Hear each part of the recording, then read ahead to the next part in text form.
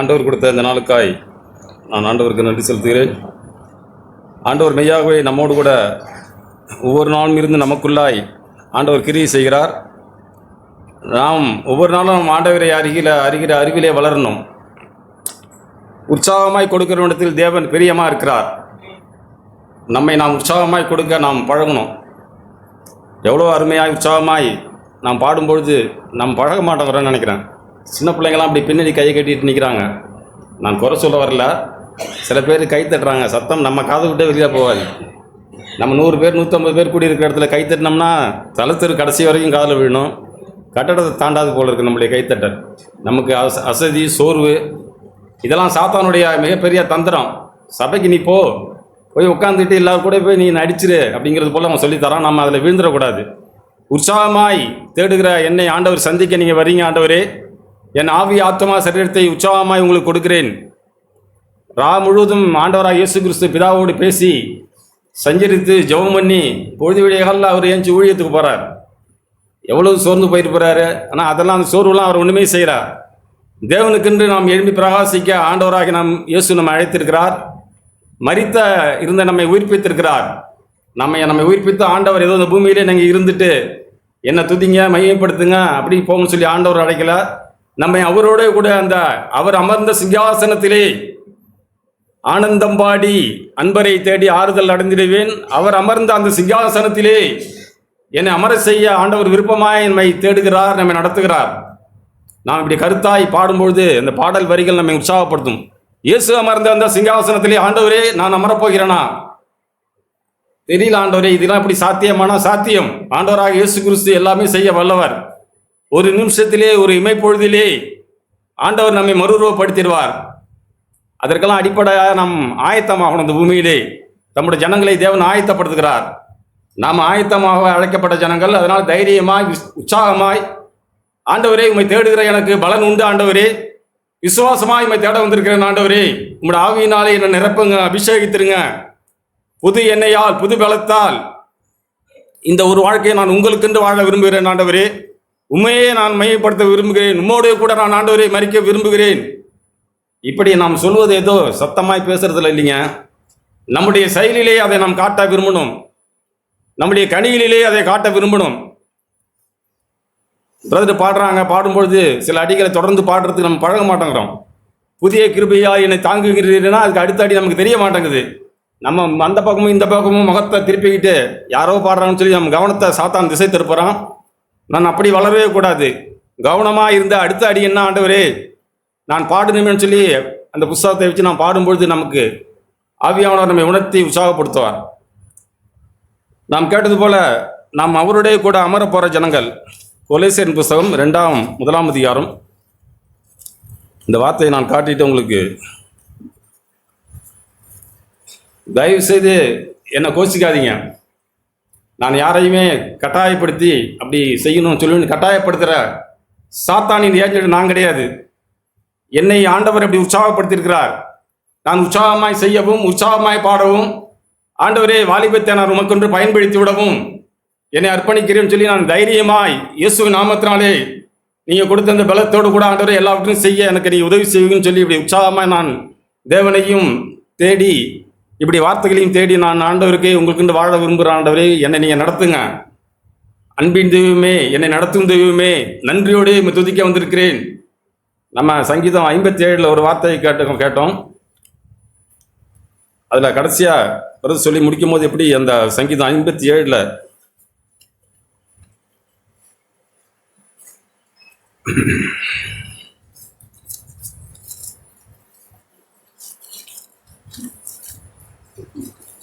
நாம் வாசிக்கும் போது கவனமாக கேட்டோம்னா நமக்கு வார்த்தைகள் நமக்கு புரியும்.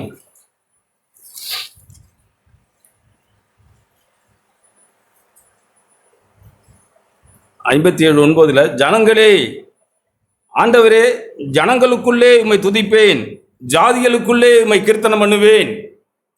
ஜனங்களுக்குள்ளே நான் உம்மை துதிப்பேன். இதோ சபையில் விசுவாசிகளாக அழைக்கப்பட்ட ஜனங்களுக்குள்ளே அல்ல ஆண்டவரே, பூமியிலே ஜனங்களுக்குள்ளே நான் உம்மை துதிப்பேன் ஆண்டவரே. என்னுடைய நம்பிக்கையை நான் அனைவருக்கு சொல்லுவேன் ஆண்டவரே. அதை என்னுடைய வாழ்க்கையாக நான் அனைவருக்கு காட்டுவேன் ஆண்டவரே. உம்மை கீர்த்தனம் பண்ணுவேன். உமது கிருபை வான பரியந்தமும் உமது சத்தியம் மேகமண்டலங்கள் பரியந்தும் எட்டுகிறது. தேவனே, வானங்களுக்கு மேலாக உயர்ந்தருளும். அருமையான சங்கீதங்களை நாம் காதுகள் கேட்குது. ஆண்டவரே, அதை என்னுடைய வாழ்க்கையாய் மாற்றிக்கொள்ள எனக்கு உங்களுடைய வல்லமையை தாங்க. நான் அது பூமியிலே மடிந்து போகிற மனுஷன் கிடையாதுங்க.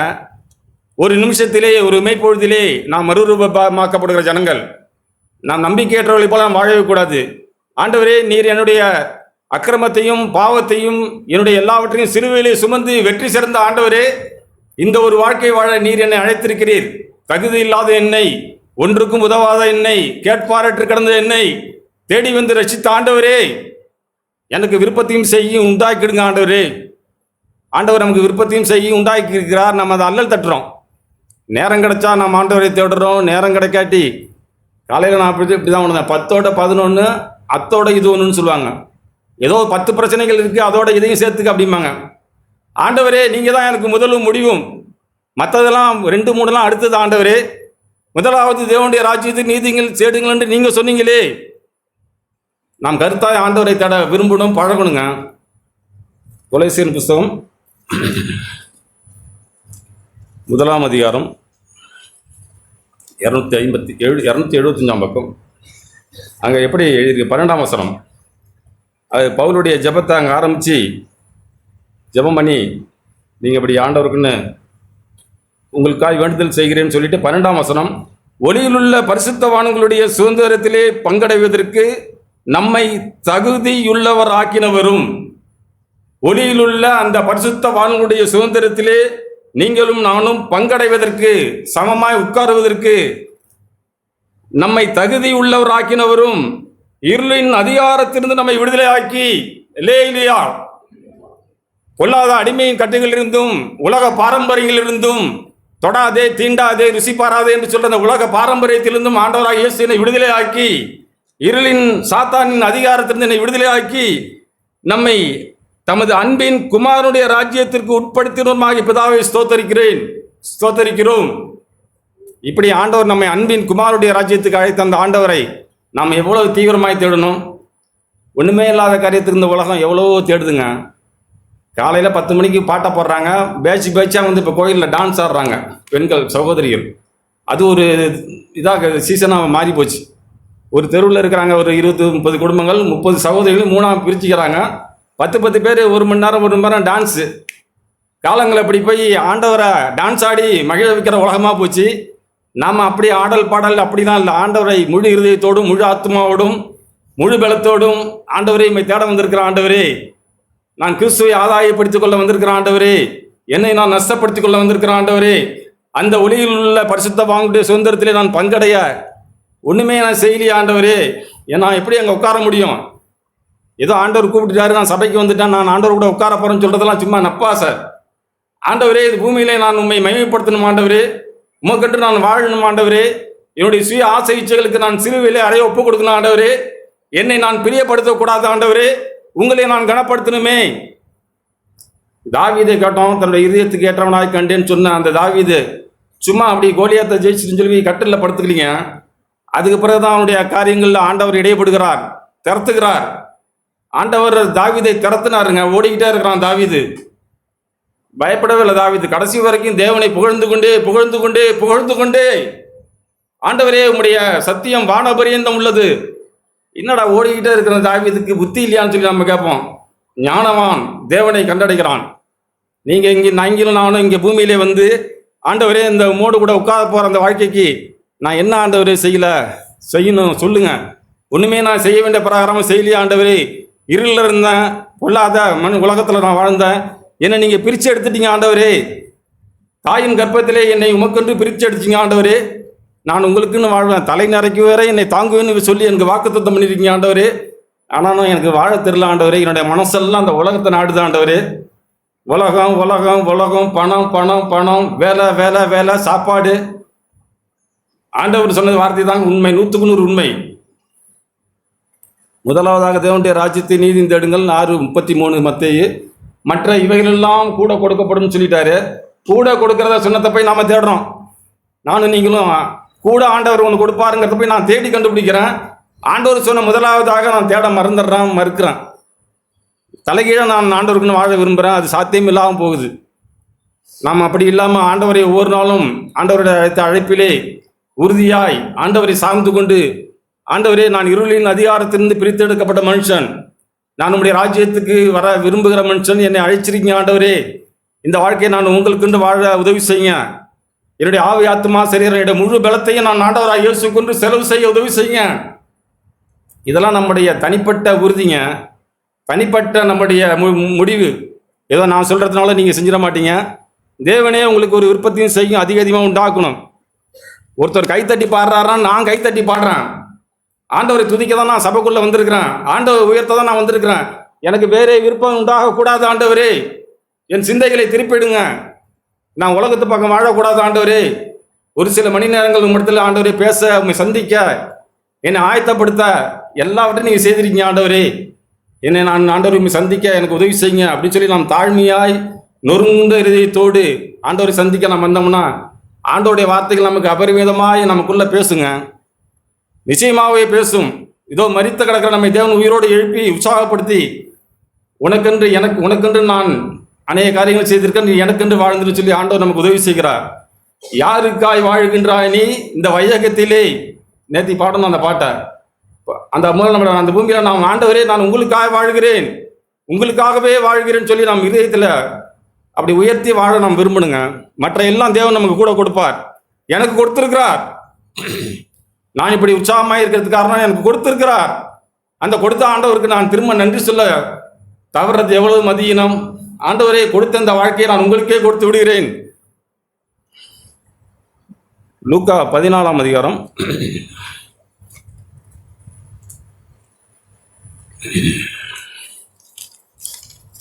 லூக்கா 14ஆம் அதிகாரம். அங்கே ஒரு சில உவமைகளை ஆண்டவர் சொல்லிக்கிட்டே வர்றாரு.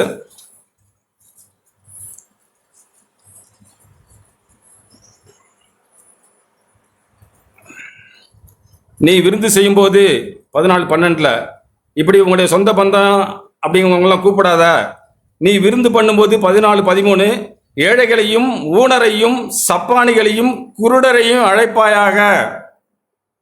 ஆண்டவருடைய ஆவி எங்க இருக்கு பாருங்க. நீ விருந்து பண்ணும்போது இவங்களெல்லாம் கூப்பிடு, அப்பொழுது நீ பாக்கியவானா இருப்பாய். இதுவரைக்கும் நான் கூப்பிட்டதே கிடையாது. ஆண்டவரே, நான் கூப்பிட பழகிறேன் ஆண்டவரே. ஊனரையும் சப்பானியையும் குருடரையும் நான் அழைச்சி அவங்களுக்கு உதவி செய்ய விரும்புகிறேன் ஆண்டவரே அப்படிங்கிற தீர்மானத்தை நான் எடுத்திருக்கேங்க. என்னால் முடிஞ்சது நான் அப்படி செய்ய விரும்புகிறேன். அப்பொழுது நீ பாக்கியவானா இருப்பாய், அவர்கள் உனக்கு பதில் செய்ய மாட்டார்கள், நீதிமான்களின் உயிர்த்தெழுதலே உனக்கு பதில் செய்யப்படும். அருமையா, ஆண்டவர் நீதிமான்களின் உயிர்த்தெழுதலே அது நிச்சயம் அந்த பரலோகத்திலே ஆண்டவர் எனக்கு அதுக்கு பதில் செய்வார் அப்படின்னு சொல்லிட்டு, அவருடைய கூட 15ஆம் வசனம், அவருடைய கூட பந்திருந்தவர்கள் ஒருவனை கேட்டபொழுது அவரை நோக்கி, தேவனுடைய ராஜ்யத்தில் போஜனம் பண்ணுகிறோன் பாக்கியவான் என்றான். சொன்ன பிறகு ஆண்டவர் அதுக்கு பிறகு ஒரு உவமானத்தை அவனுக்கு சொல்றாரு. அதற்கு அவர் ஒரு பெரிய மனுஷனை விருந்து ஆயத்தம் பண்ணி அநேகரை அழைப்பித்தான். விருந்து வேலையிலே தன் ஊழியக்காரனை நோக்கி, அழைக்கப்பட்டவர்கள் போய் எல்லாம் ஆயத்தமாயிருக்கிறது, வாருங்கள் என்று சொல்லி அவனை அனுப்பினான். அவர்கள் எல்லாரும் போக்கு சொல்ல தொடங்கினார்கள். ஆண்டவர் விருந்தை ஆயத்தப்படுத்தி எல்லாரையும் சாப்பிட வாங்கன்னு சொல்லி கூப்பிட்டு ஒரு ஊழியக்காரனை அனுப்புகிறாரு. அந்த அழைக்கப்பட்ட மனுஷர் எல்லாரும் போக்கு சொல்ல தொடங்கினார்கள். ஒருவன் ஒரு வயலை கொண்டேன், நான் அகத்தியமாய் போய் அதை பார்க்க வேண்டும், என்னை மன்னிக்கும்படி வேண்டிக் கொள்கிறேன் என்றான்.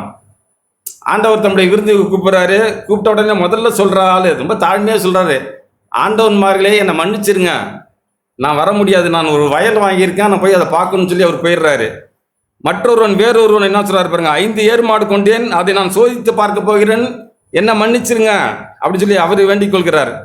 3வது ஒருத்தவன், பெண்ணை விவாகம் பண்ணினேன், அதனாலே நான் வரக்கூடாது, நான் என் மனைவியோடைய சந்தோஷமா இந்த உலகத்தை அனுபவிக்க போறேன்னு சொல்லிட்டு 3வது ஆள் போயிட்டான். அந்த ஊழியக்காரன் வந்து இவர்களை தன் எஜமானுக்கு அறிவித்தான். அப்பொழுது வீட்டு எஜமான் கோபமடைந்து, விருந்தை ஆயத்தம் பண்ணி விருந்துக்கு அழைத்த அந்த வீட்டு எஜமான் கோபமடைந்து தன் ஊழியக்காரனை நோக்கி, நீ பட்டணத்தின் தெருக்களிலும் வீதிகளிலும் சீக்கிரமாய் போய், பொறுமையா போகாத, சீக்கிரமா போ, ஏழைகளையும் ஊனரையும் சப்பானிகளையும் குருடரையும் இங்கே கூட்டிக் கொண்டு வா என்றான். ஏழைகளாய், திக்கற்றவர்களாய், குருடர்களாய், சப்பானிகளாய் இருந்த உங்களையும் என்னையும் ஆண்டவர் அழைச்சிருக்கிறாங்க. ஆனால் நாம் என்ன செய்யறோம்னா ஆண்டவருடைய விருந்துக்கு வர நம்முடைய இருதயம் மறுக்குது, தாமதிக்குது, சாக்கு போக்கு சொல்ல விரும்புது. ஆண்டவரே, நான் சாக்கு போக்கு சொல்லி உங்களுடைய ராஜ்யத்துக்கு தூரமாகி போயிடக்கூடாது. ஆண்டவரே, நீங்கள் அந்த அழைத்த அழைப்பிலே நான் எப்பொழுதும் உண்மை தேடிவிட உதவி செய்யுங்க. என் ஆண்டவரே, நான் நித்திய ராஜ்யத்துக்கு அழைக்கப்பட்ட மனுஷன், ஒளியில் உள்ள பரிசுத்தவான்களுடைய சுதந்திரத்திலே நான் ஒன்றாய் அமரப்போகிற மனுஷன், அவங்க வாழ்கிற இடங்களிலே நான் வாழப்போகிற மனுஷன், நான் வந்துடுறேன் ஆண்டவரே அப்படின்னு சொல்லி நம்மளுடைய இருதயம் வருதா? இல்லை நாமளும் மேலே சொன்ன அந்த மனுஷர்கள் போல சாக்கு போக்கு சொல்லி நான் அந்த காரியத்தினால வர முடியல, இந்த காரியத்தினால இதை செய்ய முடியல, நான் மாடு வாங்கியிருக்கேன் அதை பழக போகிறேன், ஆண்டவர் விருந்து கூப்பிட்றாரு, ஞானமில்லாத மனுஷன் என்ன சொல்கிறான் பாருங்க, நான் மாடு வாங்கியிருக்கேன் அதை பழக வைக்க போகிறேன், நான் கல்யாணம் பண்ணியிருக்கேன் நான் அனுபவிக்க போகிறேன். ஒரு நாள் தானே, மற்ற எத்தனையோ வருஷ காலம் நீ அனுபவிக்க போறியே, ஆண்டவர் உன்னை விருந்து கூப்பிட்றாரு, வந்து சாப்பிட்டு ஆண்டவரை சந்திக்க அவர்கிட்ட தெரியலையே. இப்படி நம்முடைய இருதயம் மாறிவிடக்கூடாதுங்க. ஆண்டவரே, நான் ஒவ்வொரு நாளும் உண்மை தேடுகிற மனுஷனாய் மாறிவிட உதவி செய்யுங்க. நான் கிறிஸ்தவ வாழ்க்கைங்கிறது ஏதோ நான் சட்டு புட்டுன்னு கட்டி மண் சேவரால் கட்டி கீத்தை வாங்கி போட்டு கூரை போடுற வீடு இல்லைங்க, வேலை இல்லைங்க கிறிஸ்தவ வாழ்க்கை. அது கோபுரம் கட்டுகிற வாழ்க்கை. அது என் ஆண்டவராக இயேசுவை சந்திக்க நான் செய்கிற பிரயத்தனம். அது அவ்வளவு கடுமையான உழைப்பு. ஏதோ மண்வெட்டி பிடிச்சி அருவா பிடிச்சி செய்கிற வேலை இல்லைங்க. ஆண்டவரை நான் நித்தம் தேடி இயேசுவை போல பிதாவை அதிகாலையில் எழுந்து, பிதாவே இந்த நாளை நான் கடந்து போக உதவி செய்யுங்க, என் காதுகளை திறந்தருளும், என் இருதயத்தை திறந்தருளும், உம்முடைய சித்தம் செய்ய உதவி செய்யுங்க ஆண்டவரே அப்படின்னு சொல்லி இயேசு கிறிஸ்து பிதாவினிடத்தில் ஒவ்வொரு நாளும் அதிகாலையில் எழுந்து ஜெபம் பண்ணிட்டு தாங்க அந்த உலகத்தை சந்திக்கிறாரு. நீங்களும் நானும் இப்படி ஆண்டவரை பின்பற்றுறதுலே சோர்வும் தொய்வும் ஏற்பட என்ன காரணம்னா நம்மை நாமே இதுதான் நம்மளால முடியும், இவ்வளவுதான் நம்மளால முடியும் சாக்கு போக்கு சொல்ல நாம் விரும்புகிறோம். சகோதரர்களே, நாம் அப்படி விரும்பவே கூடாது. நம்மை அழைத்த ஆண்டவர், கிரயத்து கொண்ட ஆண்டவர், கிரயம் செலுத்தி பாடணுமே, கிரயம் செலுத்தி சொந்த ரத்தத்தினாலே ஆண்டவராக இயேசு உங்களையும் என்னையும் சம்பாதித்து கொண்டார். அவருடைய ரத்தம் சும்மா சட்டுப்புட்டுன்னு வர்ற ரத்தம் இல்லைங்க. ஆண்டவருடைய ரத்தத்துக்கு மதிப்பே இல்லை, அவருடைய அன்புக்கு அளவே இல்லை. ஆண்டவரே, அந்த அன்புக்கு பாத்திரமா என்ன செய்யணும் ஆண்டவரே சொல்லுங்க ஆண்டவரே. அஞ்ஞானிகளை போல இந்த உலகத்தில் சும்மா 150-300 கிலோமீட்டர் நடந்து வந்து காரியங்களை செய்கிற அந்த மனுஷனோட நான் கேடாக இருக்கிறேனே. சென்னையிலேருந்து வேளாங்கண்ணிக்கு நடந்து வர்றாங்க, ஏதோ அவங்களுக்கு நடக்குது, நடைப்பயணமாக நடந்து வர்றாங்க. ஆனால் நான் என்ன ஆண்டவரே ஒன்றும் செய்ய எனக்கு தெரியலையே ஆண்டவரே, என்னை தார பார்க்க தெரியலையே, உங்களுடைய ரத்தத்துக்கான அந்த மதிப்பு எனக்கு தெரியலையே. அவங்களாவது பரவாயில்ல போல இருக்கு, நான் அதை விட கேடாக இருக்கிறேன் ஆண்டவரே. அசட்டை பண்ணுகிற ஆளாய், வேதத்தை வாசிக்க மனசு இல்லாத ஆளாய், தூங்கத்தை நான் விரும்புகிற ஆளாய், சாப்பாட்டை விரும்புகிற ஆளாய், தேவனை முதலிடமா வைக்க தெரியாத ஆளா இருக்கிறேன் ஆண்டவரே, என்னை மன்னிச்சிருங்க ஆண்டவரே. உடைய ரத்தத்தை குறித்து நான் கருத்தாய் வருங்காலங்களிலே நான் தேடிவிட உதவி செய்யுங்க அப்படின்னு நிச்சயமா நம் இருதயம் திருப்பப்பட்டா போதுங்க. இப்படி திரும்புகிற நம்முடைய இருதயம் மெய்யாவே அந்த ஆண்டவருக்குன்னு வாழ்கிற வாழ்க்கையில் நாம் தொடர்ந்து முன்னேறி கொண்டே நாம் இருக்க முடியுங்க. விசுவாசம் நாளுக்கு நாள் பெருகிக் கொண்டே இருக்கும். 1 தெசலோனிக்கர் புத்தகத்தில் ஒரு வார்த்தை நான் காட்டுகிறேன்.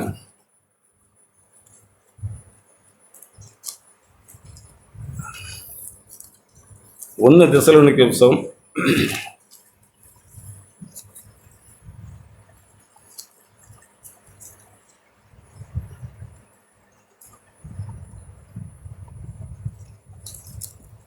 2 உங்களுடைய இருதயம் 2 தெசலோனிக்கர் புத்தகம் 2 தெசலோனிக்கர் பக்கம் 283. சகோதரரே, நாங்கள் எப்பொழுதும் 1 அதிகாரம் 3 வசனம், நாங்கள் எப்பொழுதும் உங்களுக்காக தேவனை நோக்கி ஸ்தோத்திரிக்க கடனாளிகளாக இருக்கிறோம். உங்கள் விசுவாசம் மிகவும் பெருகிறபடியினாலே. நேற்று நாங்கள் விசுவாசத்தை குறித்து பேசணும். நான் ராத்திரி படிக்கும்போது இந்த வார்த்தைகள் என்னை உற்சாகப்படுத்தது. உங்கள் விசுவாசம் மிகவும் பெருகிறபடியினாலும் நீங்கள் எல்லாரும் ஒருவரில் ஒருவர் வைத்திருக்கிற அன்பு அதிகரிக்கிறபடியினாலும் அப்படி செய்கிறது தகுதியா இருக்கிறது. அங்க பவுல் லெட்டர் எழுதும்போது தெசலோனிக்கர் பட்டணத்துக்கு நீங்க உங்களுடைய விசுவாசம் நாளுக்கு நாள் பெருகிறதுன்னு சொல்லி அவர்களை ஆசீர்வதிக்கிறார். இப்படி உங்களுடைய என்னுடைய விசுவாசம் நாளுக்கு நாள் பெருகி, ஆண்டவரே நான் நேற்று இருந்தது போல இன்னைக்கு இருக்கக்கூடாது ஆண்டவரே, நான் புதிய மனுஷனாய், புதிய பார்வை கொண்டவனாய், புதிய சிந்தை கொண்டவனாய், ஆண்டவரே என்னுடைய சோம்பேறித்தனத்துக்கு நான் இடம் கொடுத்துட கூடாது ஆண்டவரே. முதலாவது நீரே உங்களை தேட நான் கங்கணம் கட்டி கொண்டு வாழ வேண்டுமே, என் இருதயம் உற்சாகப்படுத்தப்பட வேண்டுமே ஆண்டவரே, நான் அழைக்கப்பட்ட இந்த அழைப்புக்கு பாத்திரவனாய் நடக்க வேண்டுமே. இந்த வாழ்க்கை நான் சொன்னது போல ஏதோ கூரை வீடு கட்டிக்கிட்டு காத்தடிச்சா பறந்து போகிற வாழ்க்கை இல்லைங்க. லூக்கா 14ஆம் அதிகாரத்தில் அடுத்த வார்த்தை ஆண்டவராக இயேசு என்ன சொல்றாரு பாருங்க. 14ஆம் அதிகாரம் 25ஆம் வசனம். பின்பு அநேக ஜனங்களோடு கூட பிரயாணமா போகையில் அவர் திரும்பி பார்த்து, யாதொருவன் என்னிடத்தில் வந்து தன் தகப்பனையும் தன் தாயையும் மனைவியையும் பிள்ளைகளையும் சகோதரனையும் சகோதரிகளையும் தன் ஜீவனையும் வெறுக்காவிட்டால் எனக்கு சீஷனா இருக்க மாட்டான். ஆண்டவரே, இந்த லிஸ்ட்ல வரதுல நான் ஒண்ணுமே வெறுக்கலையே. தகப்பனை வெறுக்க முடியல, தாயை வெறுக்க முடியல, மனைவியை வெறுக்க முடியல, பிள்ளைகளை வெறுக்க முடியல. நான் சீஷனாய் வாழ விரும்புகிறேன்னா முடியாத ஒன்று. ஆண்டவரே, நான் அவர்களை இருதயத்தில் வெறுக்கிறேன். ஆண்டவரே, நீங்கள் தான் எனக்கு முதல். ஏதோ வெறுக்கிறேன்னு சொன்னோடனே அவங்க எனக்கு வேண்டாம்னு சொல்லி தள்ளி போடலீங்க. முழு அன்பும் முழு பாசமும் தேவன் கொடுத்த பிள்ளைகளுக்கும் தேவன் கொடுத்த மனைவிக்கும் தாய்க்கும் தகப்பனுக்கும் நாம் செய்கிற ஆள் தான். ஆனால் நம்ம அதையே பிடிச்சிக்கிறோம். எல்லாரும் போய் ஐயோ மனைவிக்கு தலைவலியாக இருக்குது, என்ன செய்வாங்க, தலைவலிச்சா நம்ம வலிச்சுட்டு போட்டோம், 2 நாளைக்கு வலிக்க போகுது, ஜெபம் பண்ணிட்டு பட்டுன்னு சொல்லிட்டு வந்துட்டு அடுத்த வழியை பார்க்குறதா இல்லையா? பிள்ளைகளுக்கு ஒன்று நம்ம பயந்துடுறோம். உடனே ஆண்டவரை விட்டுடுறோம். ஆண்டவரே, நீங்கள் அனுமதிக்கிற இந்த சூழ்நிலை எது நடந்தாலும் பரவாயில்ல ஆண்டவரே, இயேசு நாமத்தினாலே ஜெபம் பண்ணுற ஆண்டவரே, இது வியாதி இயேசு நாமத்தினால அப்பாலே ஓடி போயிடும். நம்மள விசுவாச தைரியம் உண்டாக மாட்டேங்குதுங்க. நாம் பழகலை, இதிலெல்லாமே நாம் பழகி ஆண்டவரை நான் எப்பொழுதும் தேடுவதிலே தீவிரமாக இருந்தோம்னா நம்ம இதெல்லாம் வெறுக்க நமக்கு ஆண்டவர் சொல்லி தருவார். தன் சிலுவையை சுமந்து கொண்டு எனக்கு பின் செல்லாதவன் எனக்கு சீஷனாக இருக்க மாட்டான். ஆண்டவரே, அந்த பாரமான சிலுவையை நீங்கள் சுமந்தீங்களே, நான் என்னுடைய வாழ்க்கையிலே தன் சிலுவையை நான் எடுத்துக்கொண்டு உண்மை பின்பற்றி வர வேண்டுமே. எனக்கு சிலுவைனாலே அது பிடிக்க மாட்டேங்குது. ஏன்னா அது சுமையாக இருக்குல்ல. எனக்கு ஆகா ஓஹோன்னு பாடுகிற பாட்டும் செல்லை எடுத்துகிட்டு மணிக்கணக்கில் அப்படி நிமித்து வச்சா அந்த செல்லை என் கண்ணு அகலவே மாட்டேங்குது. நாம் எல்லாரும் அனைத்து விஷயங்கள் தவறுகிறோம். உற்சாகமடைய தான் சொல்கிறேன். நானும் அப்படி காரியங்களை தப்பு செஞ்ச மனுஷன்தான். செல்லை எடுத்துட்டேன்னா அது புதுசாக வந்தப்போ ஒன்றுமே புரியல, மணிக்கணக்கில் நேரமே ஓடிடுது. ஆண்டவரே, தேவைக்கு நீங்கள் கொடுத்துறீங்க, அதை பயன்படுத்த வேண்டிய விதமாக பயன்படுத்த எனக்கு உதவி செய்யுங்கன்னு சொல்லி அதை நம்ம சரியாக பயன்படுத்தினா போதும். அதை நம்ம ஆளுகை செய்யாது, நாம் அதை ஆளுகை செய்ய பழகணும். ஆண்டவரே, இது எனக்கு இப்போ தேவையில்லை ஆண்டவரே, இந்த செய்தி எனக்கு போதும், உலகத்து செய்தியை தெரிஞ்சுட்டு நான் என்ன பெருசாக செய்ய போகிறேன், வேண்டாம் ஆண்டவரே, உங்களுடைய வார்த்தைகளை தேட உதவி செய்யுங்க. இப்படியெல்லாம் ஆளுகை செய்ய நாம் பழகும்போது நம்மை பிசாசு நெருங்கவே முடியாதுங்க. இப்படி சொல்லிட்டு, உங்களில் ஒருவன் ஒரு கோபுரத்தை கட்ட மனதாக இருந்து அஸ்திபாரம் போட்ட பின்பு முடிக்க திராணி இல்லாமல் போனால் பார்க்கிறவர் எல்லாரும் இந்த மனுஷன் கட்டத் தொடங்கி முடிக்க திராணி இல்லாமல் போனான் என்று சொல்லி தன்னை பரியாசம் பண்ணாதபடிக்கு அதை கட்டி தீர்க்கிறதற்கு தனக்கு நிர்வாகம் உண்டோ இல்லையோ என்று முன்பு அவன் உட்கார்ந்து செல்லும் செலவை கணக்கு பார்க்காமல் இருக்க மாட்டானோ, கணக்கு பாராமல் இருப்பானோ? ஆண்டவரே, இந்த கிறிஸ்துவ வழக்குங்கிறது ஏதோ நான் ஆரம்பத்தில் வந்தேன் கட்டலான்னு நினச்சேன், இப்போ முடியல, அப்படிலாம் இல்லவே இல்லை. நம்முடைய பிரயாசம் இல்லைங்க, தேவன் நமக்கு உதவி செய்வார். ஆண்டவரே, இந்த கிறிஸ்துவ வாழ்க்கையில் இந்த கோபுரம் கட்டுகிற வாழ்க்கையிலே ஆண்டவரே, நான் முதலாவது உங்களை வைக்கிறேன் ஆண்டவரே, நீங்கள் எனக்கு உதவி செய்வீங்க, பரத்திலிருந்து எனக்கு ஒத்தாசை நீங்கள் அனுப்புவீங்க ஆண்டவரே, பரிசுத்த ஆவியினால் என்னை நிரப்புவீங்க. நான் இந்த வாழ்க்கையை உங்களுக்கென்றும் உங்களோட நாமத்திற்கென்று வாழ விரும்புகிறேன் ஆண்டவரே, என்னை நீங்கள் உற்சாகப்படுத்துங்க. தேவ ஆவியானவரே, என்னோடு கூட இருந்துருங்க, எங்களோடு கூட இருந்துருங்க ஆண்டவரே. நாங்கள் செய்கிற காரியங்கள்லாம் வாய்க்கணும் ஆண்டவரே. விசுவாசமாக இயேசு நாமத்தினால நாங்கள் எதையும் ஜெயிக்கணும் ஆண்டவரே. சாத்தானை ஜெயிக்கணும் ஆண்டவரே, சோர்வை ஜெயிக்கணும் ஆண்டவரே, என்னுடைய பலவீனத்தை ஜெயிக்கணும் ஆண்டவரே.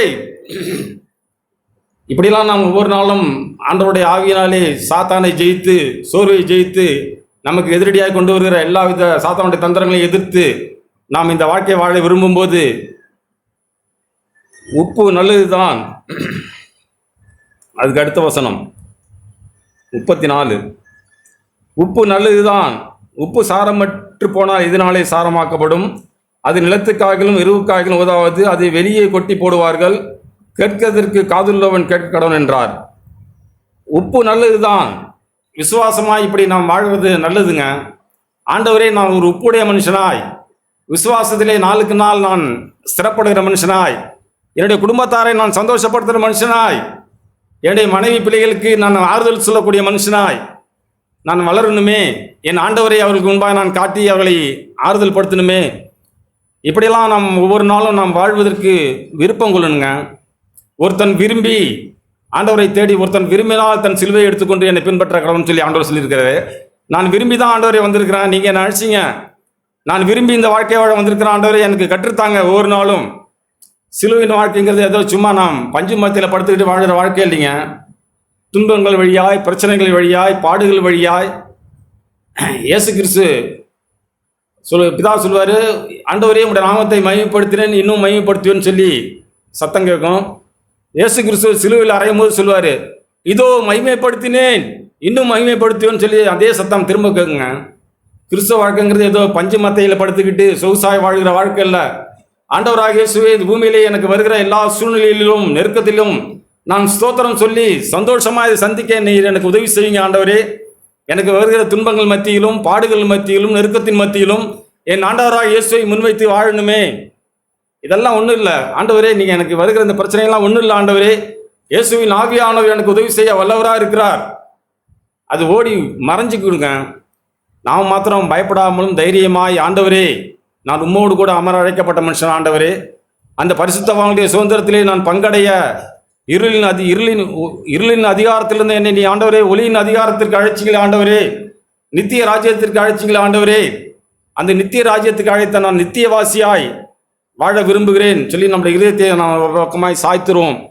இப்படி நாம் சாய்க்க பழகினா போதுங்க, மெய்யாகவே நாம் விடுதலை பண்ணப்படுவோம்.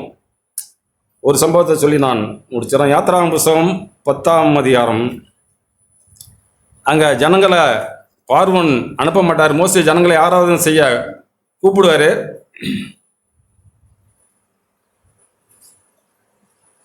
யாத்திராகம புஸ்தகம் 10ஆம் அதிகாரம்.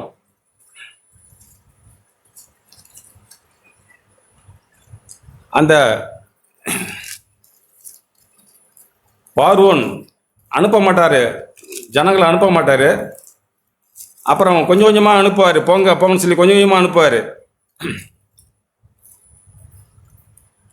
10ஆம் அதிகாரம் 24ஆம் வசனம். நமக்கு அந்த சம்பவங்கள்லாம் தெரியும். பார்வோன் பிசாசு ஜனங்களை ஆராதனை செய்ய அனுப்ப மாட்டான். விடுதலையாய் நாம் தேவனை ஆராதிக்க பிசாசு அனுமதிக்கவே மாட்டான். எதாவது ஒன்று பிடிச்சி இழுப்பான். நீ போ, உங்கள் பிள்ளைங்க போக மாட்டாங்க, என் பிள்ளைங்க வர மாட்டாங்க, நான் மட்டும் வர்றேன், எங்கள் அம்மா வர மாட்டாங்க, நான் மட்டும் வரேன். இதெல்லாம் நம்மளுடைய வாழ்க்கையில் வந்து போகிற காரியங்கள். அதே போல தான் நடந்தது ஏற்கனவே. இங்கே 24ஆம் அதிகாரம்.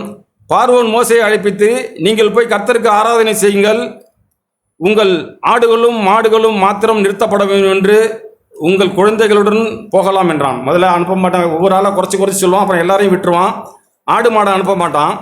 அப்போ மோசே சொல்கிறார் பாருங்க. அதுக்கு மோசே, நாங்கள் எங்கள் தேவனாய கர்த்தருக்கு படைக்கும் பலிகளையும் சர்வாங்க தகன பலிகளையும் நீர் எங்கள் கையிலே கொடுக்க வேண்டும், எங்கள் மிருக ஜீவன்களும் எங்களோடு கூட வர வேண்டும், ஒரு குழம்பும் பின் வைக்கப்படுவதில்லை, ஒரு காரியமும் பின்னால் இருக்கவே கூடாது எனக்கு. ஆண்டவரே, நாங்கள் எல்லாரும் ஆண்டவரை சந்திக்க போகிறோம். குடும்பத்தில் மனைவி, பிள்ளைகள், ஆடு மாடு எல்லாம். பார்வோன் என்றது பொல்லாத அந்த சாத்தானின் பிடியிலிருந்து ஆண்டவர் நம்மை விடுதலை ஆக்கிட்டாருங்க. நாம் என்ன செய்யறோம்னா, நாம் சோம்பேறித்தனமாய் ஆண்டவரை ஆராதிக்கிறதுக்கு பார்வோன் கையில் நம்ம மாட்டிக்கிட்டது போல, அப்படி பிரதர் இப்படி பிரதர், இங்கே காண்கிற மனுஷர்களுக்கு நாம் சாக்கு போக்கு சொல்கிறீங்க.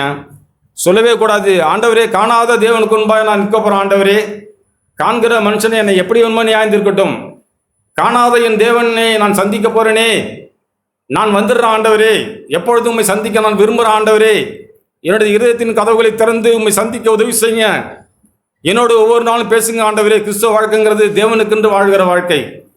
ஆண்டவரே, ரத்தம் சிந்தி மீட்டவரே, இரக்கம் நிறைந்தவரே, எப்படி நான் உண்மை பாடுவேன், அது என்னுடைய வாழ்க்கையாய் மாறட்டும் ஆண்டவரே. எனக்கு வருகிற நெருக்கத்திலும் தேவைகளிலும் பிரச்சனைகளிலும் நான் பாடுகிறேன் ஆண்டவரே. நான் எப்படி பாடுவேன், என்ன சொல்லி உங்களை துதிப்பேன், உதவி செய்யுங்க ஆண்டவரே. கிறிஸ்துவ வாழ்க்கைங்கிறது மேலான வாழ்க்கைங்க. ஏதோ ஆண்டவர் கூட நான் அமர போகிறேன்னு சொல்லிட்டு நான் பாட்டு இங்கே என்னுடைய இஷ்டத்துக்கு மனநோக்கத்துக்கு நேரம் கிடைச்சா ஆண்டவரை தேடுறது. நான் இங்கே சபைக்கு வர்றது குறித்து சொல்லவே இல்லைங்க. வீடுகளில், வேலை ஸ்தலங்களில், ஆண்டவரே நான் எப்படி உண்மை பாடுவேன், என்ன சொல்லி உண்மை போற்றுவேன், ரத்தம் சிந்தி மீட்டவரே, இரக்கம் நிறைந்தவரே, என்னை உங்களுக்கு ஒப்புக் கொடுக்கிறேன் ஆண்டவரே. என்னுடைய ஆவி ஆத்மா சரீரங்களை நீங்கள் பொறுப்படுத்திக் கொள்ளுங்க. நான் இந்த ஒரு வாழ்க்கையை உங்களுக்காகவும் உங்களை நாமத்திற்காகவும் வாழ விரும்புகிற ஆண்டவரே, என்னை உற்சாகப்படுத்துங்கன்னு சொல்லி நாம் ஆண்டவரை இப்படி தேடும் பொழுதெல்லாம் தேவன் அப்படி சட்டுன்னு அவருடைய ஆவியை அனுப்பி நம்மளை உற்சாகப்படுத்துவாருங்க. நாம் பயப்பட வேண்டாம். சோதனையும் சூழ்நிலையிலும் தேவன் நம்மை புடமிட்டு சோதித்து பொன்னாக விளங்க செய்கிற ஆண்டவர். சூழ்நிலைகள் நம்மை சோதிக்க தேவன் அனுமதிக்கும் பொழுது, பிரச்சனைகள் நம்மை சோதிக்க அனுமதிக்கும் போது நாம் சோர்ந்து விடக்கூடாது. பேதுரு இயேசுவை கூடவே இருக்கிறாரு. சூழ்நிலை வருது, பேதுரு கடைசியில் வராருங்க. எல்லாரும் கூட்டம் போயிட்டு இருக்கு. இயேசுவை பிடிச்சிக்கிட்டு அரண்மனைக்குள்ள கொண்டு போறாங்க, விசாரணைக்கு கோர்ட்டுக்கு கொண்டு போறாங்க. பேதுரு கடைசியில் வராரு. அந்த மனுஷன் கடைசியிலே வந்து கேட்டுக்கு அந்தாண்டே உட்காந்துருந்தா பிரச்சனை கிடையாது. யோவான் கம்பல் பண்ணி அவர் உள்ள கொண்டு போறாரு. யோவான் அந்த அரண்மனையில் உள்ள பெரிய அதிகாரிக்கு தெரிஞ்ச மனுஷன் பேதுரை உள்ள கூட்டுட்டு போறாரு. இது எல்லாமே தேவனுடைய அனுமதின்னு எங்கள் பேதுருக்கு தெரியல. உள்ள கூட்டுட்டு போனவனே வீர தீரமான செயல் புரிந்த பேதுரு 3 சகோதரிகள் சொல்லும்போது அவன் இயேசுவை மறுதளிக்கிறாருங்க. மறுதளித்து ஆண்டவரை எனக்கு தெரியாது சத்தியம் பண்ணவும் சபிக்கவும் தொடங்குறார். அந்த மறுதளிச்ச பேதுருக்கு ஆண்டவர் தம்மை வெளிப்படுத்தினாருங்க. மறுதளிச்ச அந்த மனுஷர்களுக்கு ஆண்டவரே எனக்கு தெரியாமல் சொன்ன அந்த பேதுருக்கு தேவன் தம்மை முதலாவதாக காண்பித்தார். சோர்வின் நேரத்திலும் பயத்தின் நேரத்திலே நாம் ஆண்டவரை பார்க்க பழகணும். இதெல்லாம் நமக்கு திருஷ்டாந்தமாக எழுதி வைக்கப்பட்டிருக்கிறது. அதை படிச்சுட்டு நாம் ஆண்டவரே நானும் பேதுரை போல பின்னால் வர அப்படின்னு நினைக்கவே கூடாது. ஆண்டவரே எந்த சூழ்நிலையும் நான் கற்றுக்கொள்ள விரும்புகிற ஆண்டவரே என்னுடைய செவிகளை திறந்து விடும், என்னுடைய செய்திகள் நீங்களாக மாறட்டும் ஆண்டவரே. நான் உங்களுக்குன்னு வாழ வந்திருக்கிற ஆண்டவரே, நானும் என் வீட்டாருமோ என்றால் உங்களையே சேவிப்போம், உங்களுக்கென்றே வாழ்வோம். நீர் எங்களுக்காக செய்த அந்த கிரயத்திற்காக நாங்கள் எண்ணத்தை கொண்டு ஆண்டவரே நன்றி சொல்லுவோம். ஆண்டவரே இந்த ரட்சிப்பின் பாத்திரத்தை சுமந்து கொண்டு உங்களுடைய நாமத்தை மையப்படுத்த வந்திருக்கிற ஆண்டவரே எனக்கு உதவி செய்யுங்க என்று சொல்லி நாம் ஒவ்வொரு நாளும் இப்படி நம் இருதயங்களை ஆண்டவர் பட்சமாக திருப்ப நாம் பழகணுங்க. ஏதோ நான் கற்று தேறின மனுஷன் அல்லவே இல்லை. இங்கே வந்து என்னை நடத்தின மூத்த சகோதரர்களும் சகோதரிகளும் சபையாரும் எனக்கு கற்றுக் கொடுத்த வழிகள் தாங்க நான் இன்னைக்கு ஆண்டவருக்குன்னு வாழ ஒரு சின்ன விருப்பத்தை எனக்கு ஆண்டவர் தந்திருக்கிறாரு. நான் ஏதோ நல்லா பாடுறேன்னு சொல்லி நான் என்னை பெருமைப்படுத்திட்டு பாடவே இல்லை. நான் பாடும்பொழுது பிரதர் முதல் அடியை போடுவார், நான் 3வது அடியை பாடிடுவேன். ஆதி காலங்களெல்லாம் தெரியாது எனக்கு. என்னை குற்றப்படுத்தவே இல்லை. என்னை விட்டு வளர்த்துட்டாங்க. இன்னைக்கு நான் வளர்ந்து இன்னைக்கு ஆண்டவருடைய நாமத்தினாலே சில காரியங்களை எனக்கு தேவனே விருப்பத்தையும் செய்ய உண்டாக்கி, குடும்பத்தில் போய் பாடு, வேலை ஸ்தலங்களில் பாடு, சாவு வீட்டில் பாடு, நீங்களாம் வெக்கப்படுவீங்க. நான் சாவு வீட்டில் தைரியமாக விசுவாசமாய் பாட பழகினால், ஏன்னா அதுவும் நான் நித்தியத்துக்கு போகிற வழி தான். அதனால சாவு வீட்டில் நான் பாடுறேன் ஆண்டவர்னு சொல்லி நான் பாடலை அங்கே சாவு வீடுகளிலே பாடி பழகி கொண்ட மனுஷன். இப்படி நம்முடைய வாழ்க்கையில் நாம் தேவன் நம்மளை பழகிக்கும் போது சொர்ந்து போகாமல் ஆண்டவரே நான் கோபுரம் கட்டுற அந்த வாழ்க்கைக்கு வந்திருக்கேன். ஆண்டவரே என்னை நடத்தி விடுங்க. என்னுடைய சோர்வு அசதி பலவீனங்களை எல்லாவற்றையும் நீங்கள் சிலுவையிலே சுமந்துட்டீங்க. ஆண்டவரே உங்களுக்கு நன்றி. இயேசு நாமத்தினால் நான் விடுதலையாக வாழ விரும்புகிறேன், எனக்கு உதவி செய்யணும்னு சொல்லி நம்முடைய இருதயத்தை ஆண்டவர் பட்சமாக திருப்பினா போதுங்க. இப்படி தேடுகிற நம் ஆத்துமாவை ஆண்டவர் சந்திக்கிறார். நொறுங்குண்டதும் நறுங்குண்டதுமான ஆவியை தேவன் புறக்கணியார். நம் இருதயங்களிலே வேலை ஸ்தலங்களிலே உண்மையாய் வாழ விரும்புகிறோமா? உத்தவமாய் வாழ விரும்புகிறோமா? உத்தவமாய் வாழ்கிற ஜனங்களை தேவனுடைய கண்கள் பூமி எங்கும் சந்திக்க உலாவுகிறது. ஆண்டவரே நான் வாழ எனக்கு உதவி செய்ய, வாழ விரும்புகிற ஆண்டவரே என்னை நீங்கள் மாற்றி விடுங்கன்னு சொல்லி நம்ம அர்ப்பணிப்போம். தேவ ஆவியானவர் நம்ம ஒவ்வொருக்கும் உதவி செய்வார்.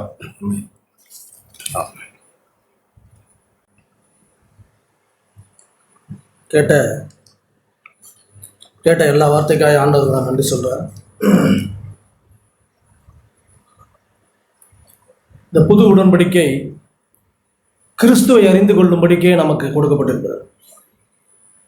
ஏன் அப்படின்னாக்கா, அவர்தான் இந்த வாழ்க்கையை துவக்கி இருக்கிறார், அவர்தான் முடிக்க இருக்கிறார்.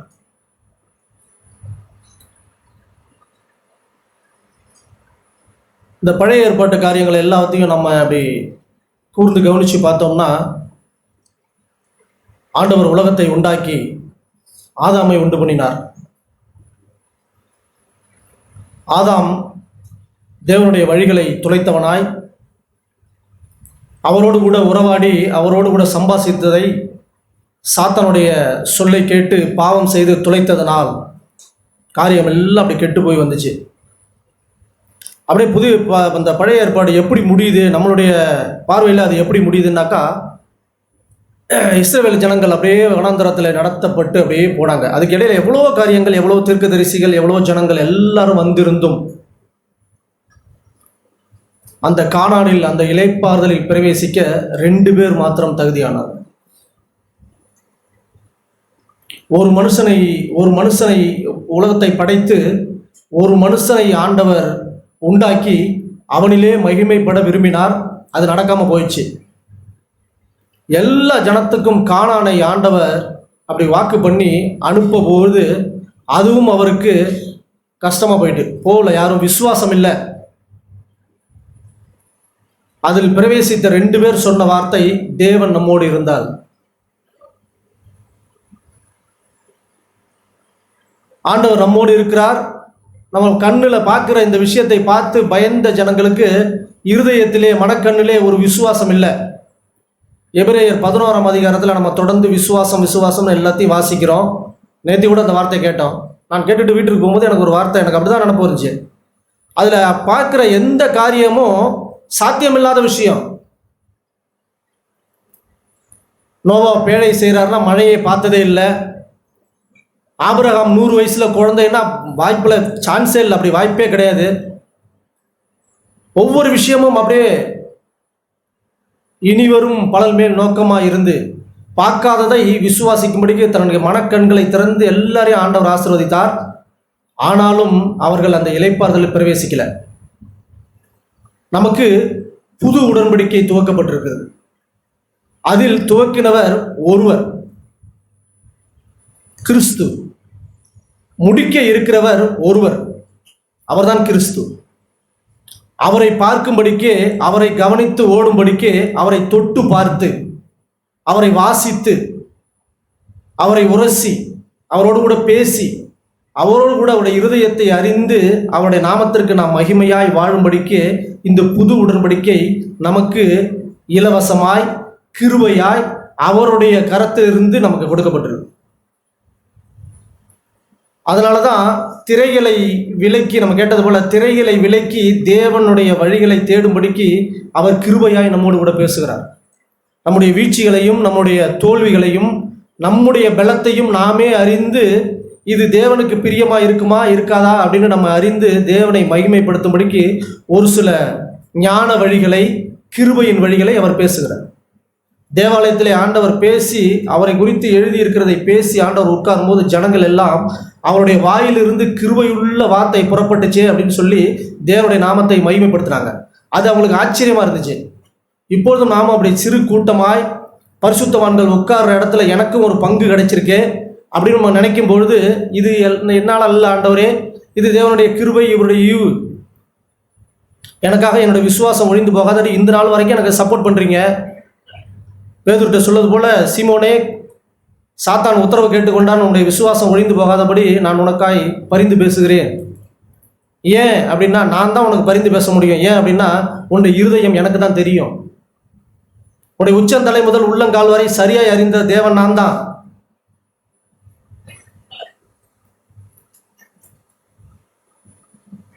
என்னை மறுதளித்ததனால் நீ மனம் கசந்து அழுகிறியே, உன்னுடைய அழுகையை புரிந்து கொண்டவன் நான் தான். சீசர்கள் எல்லாரும், நாங்களாம் ஓடிவிட்டோம்ல, நீனு வந்திருக்கலாம்ல, நீ ஏன் பின்னாடியே போய் இது உனக்கு தேவையா கேட்டிருக்கலாம். ஆனால் அவருடைய அழுகையையும் அவருடைய துக்கிப்பையும் நம்முடைய இருதயத்தையும் புரிந்து கொண்ட ஒரு தகப்பன் நம்மோடு கூட கடந்து வந்து கொண்டு இருக்கிறார். இதுதான் புது உடன்படிக்கை. அவர் சப்போர்ட் பண்ணுகிறார். அவர் புது உடன்படிக்கையின் மத்தியஸ்தராக இருக்கிறார். நடுவில் நின்று நமக்காய் பரிந்து பேசுகிறார், வழக்காடுகிறார். இருக்கட்டும், பலன் கொடுக்கும், என்னை போல மாத்திருவேன், நான் எனக்குள்ளே வச்சு இதை பத்திரமா பார்த்துக்கிறேன் அப்படின்னு பிதாவிடம் பரிந்து பேசி நம்மை ஆண்டவர் நமக்கு ஒரு உற்சாகத்தையும் விசுவாசத்தை தந்து நம்மை சப்போர்ட் பண்ணுங்க. கேட்டுட்டு இருக்கும்போது, அழைக்கப்பட்டவர்கள் அநேகர் இந்த வாழ்க்கைக்கு அபாத்திரமாய் போயிட்டாங்க. அவர்கள் தகுதியானவர்கள். ஆனால் தகுதி இல்லாத மனுஷரை ஆண்டவர் வேலியறியையும் அப்படி அங்கங்க நின்ன எல்லாரையும், ஊனரையும் சப்பானியையும் எல்லாரையும் கூப்பிடுறாங்க. ஏன் கூப்பிட்டு அவங்களுக்கு விருந்துக்கு அவங்களுக்கு ஒரு அழைக்கப்பட்டாங்கன்னா, அவங்களால அதை திருப்பி செய்ய முடியாது. ஆனா ஒண்ணு செய்வாங்க, நன்றியா இருப்பாங்க, எஜமானுக்கு நன்றியா இருப்பாங்க. எஜமானை பார்க்கும்போது அவருடைய கண்ணிலிருந்து கண்ணீர் வடியும். இதுக்கு நான் பாத்திரமா, நல்ல சோறு சாப்பிட்டதே இல்லையே, பெரிய விருந்தாச்சே. அப்படிதான் ஆண்டவர் நம்மை அழைத்திருக்கிறார். தேவனுக்கு முன்பாய் எந்த மனுஷனும் தலை தூக்காதபடிக்கு தன்னுடைய தலைகளை தாழ்த்தி நான் ஒன்றுமில்லை என்று அவருடைய கிரீடத்தை எல்லாத்தையும் பாதத்திலே வைத்து விட்டு அவர்கள் சந்தோஷமாய் அவரை மகிமைப்படுத்தும்படிக்கு அப்படிதான் ஆண்டவர் நம்மை திருப்பி இருக்கு. ஒரு ஸ்திரீ பரிமள தைலத்தை உடைத்து அவருடைய பாதத்திலே ஊற்றும் போது தன்னுடைய தலைமுடியினால் அவரை தேய்க்கிறார்.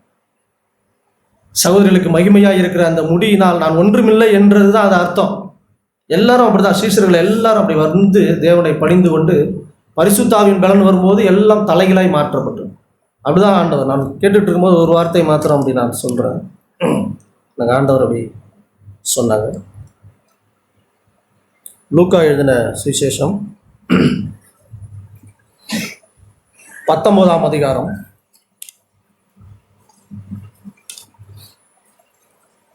19ஆம் அதிகாரம் 30ஆம் வசனத்துல, உங்களுக்கு எதிரே இருக்கிற கிராமத்துக்கு போங்கள், அதிலே பிரவேசிக்கும் பொழுது மனுஷர் எல்லாரும் ஒருவனும் ஏறிராத கழுதை குட்டி கட்டி இருக்கிறதை காண்பீர்கள், அதை அவிழ்த்து கொண்டு வாங்க. அதை ஏன் அவிழ்க்கிறீர்கள் என்று யாராவது உங்களிடத்தில் கேட்டால் அது ஆண்டவருக்கு வேண்டும் என்று சொல்லுங்கள். அனுப்பப்பட்டவர்கள் போய் தங்களுக்கு அவர் சொன்னபடியே கண்டார்கள். கழுதை குட்டி அவர்கள் அவிழ்க்கும் போது அதற்கு உடையவர்கள், குட்டியை ஏன் அவிழ்க்கிறீர்கள் என்று கேட்டார்கள். அதற்கு அவர்கள், அது ஆண்டவருக்கு வேண்டும் என்று சொன்னார்கள். ஆண்டவருக்கு வேண்டும் என்று சொல்லி அதை இயேசுவினிடத்தில் கொண்டு வந்து தங்கள் வஸ்திரங்களை அதில் மேல் போட்டு இயேசுவை அதில் மேல் ஏற்றினார்கள். அவர் போகையில் அவர்கள் தங்கள் வஸ்திரங்களை வழியிலே விரித்தார்கள். அவர் ஒலிவ மலையின் அடிவாரத்திற்கு சமீபமாய் வருகையில் திரளான கூட்டமாகிய சீஷர் எல்லாரும் தாங்கள் கண்ட சகல அற்புதத்தை குறித்து சந்தோஷப்பட்டு, கர்த்தருடைய நாமத்திலே வருகிற ராஜா ஸ்தோத்தரிக்கப்பட்டவர், பரலோகத்திலே சமாதானமும் உன்னதத்திலே மகிமையும் உண்டாவதாக என்று மிகுந்த சத்தத்தோடே தேவனை புகழ்ந்தார்கள். அப்பொழுது கூட்டத்தில் இருந்த பரிசேயரில் சிலர் அவரை நோக்கி, போதகரே, உம்முடைய சீஷரை அதட்டும் என்றார்கள். அவர்களுக்கு அவர் பிரதியுத்தரமாக, இவர்கள் பேசாமல் இருந்தால் கல்லுகளே கூப்பிடும் என்று உங்களுக்கு சொல்லுகிறேன் என்றார்.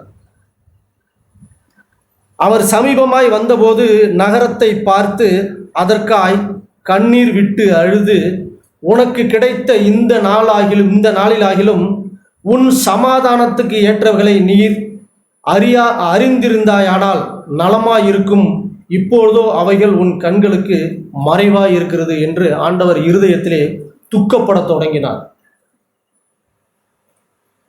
யாரும் ஏறிராத ஒரு கழுதை குட்டியை இயேசு தேர்ந்தெடுக்க விரும்புகிறார். யாரும் ஏறிராத கழுதை குட்டின்னா இயேசு இருக்க வைக்க வேண்டிய இடத்துல வேற எதையுமே வைக்கக்கூடாது. என்னுடைய மகிமையும் என்னுடைய வஸ்திரமும் அவர் உட்காருகிற அவர் பாதத்துக்கு கீழே அது ஒன்றுமில்லை. அதை நான் விரித்து அவரை நான் ஏற்றுக்கொள்கிறேன். என்னுடைய இருதயத்தை அப்படி தாழ்த்தி அவருடைய பாதத்திலே உட்கார்ந்து எடுபடாத நல்ல பங்கை, வாழ்வு தரும் நித்திய ஜீவ வசனத்தை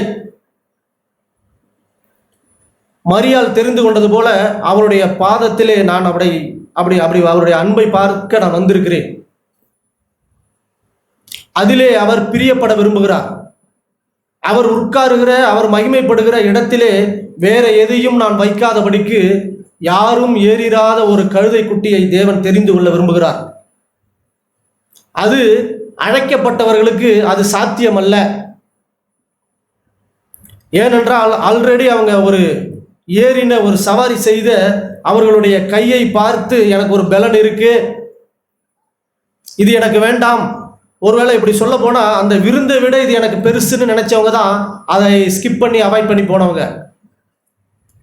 ஆனால் அழைக்கப்பட்டவர்கள் அதை அபத்திரமாய் அப்படி போயிட்டாங்க. ஆனால் தேவன் அதுக்கப்புறம் அழைச்சாரே ஒரு கூட்டம். அவர்கள் அதை எப்படி சாப்பிட்றாங்கன்னா, நான் தகுதி இல்லை ஆண்டவரே. தன்னுடைய மகள் சுகத்திற்காய் ஒரு சகோதரி வந்து ஆண்டவரிடம் வேண்டிக் கொள்ளும் போது பிள்ளைகளுக்கு உண்டானதை நாய்க்குட்டிக்கு தரக்கூடாதுன்னு சொன்னாங்க.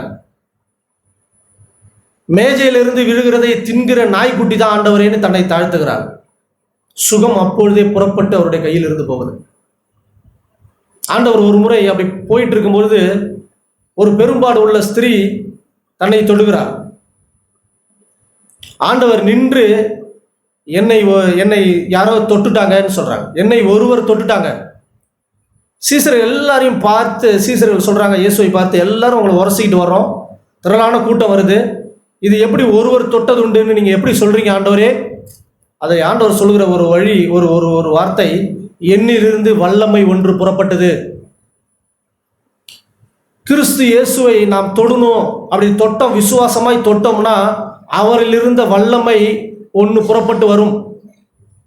அது எந்த காரியத்திற்காய் நாம் விசுவாசமாய் தொட்டோமோ அது அவருடைய வழிகளிலே நமக்கு தரப்படும்.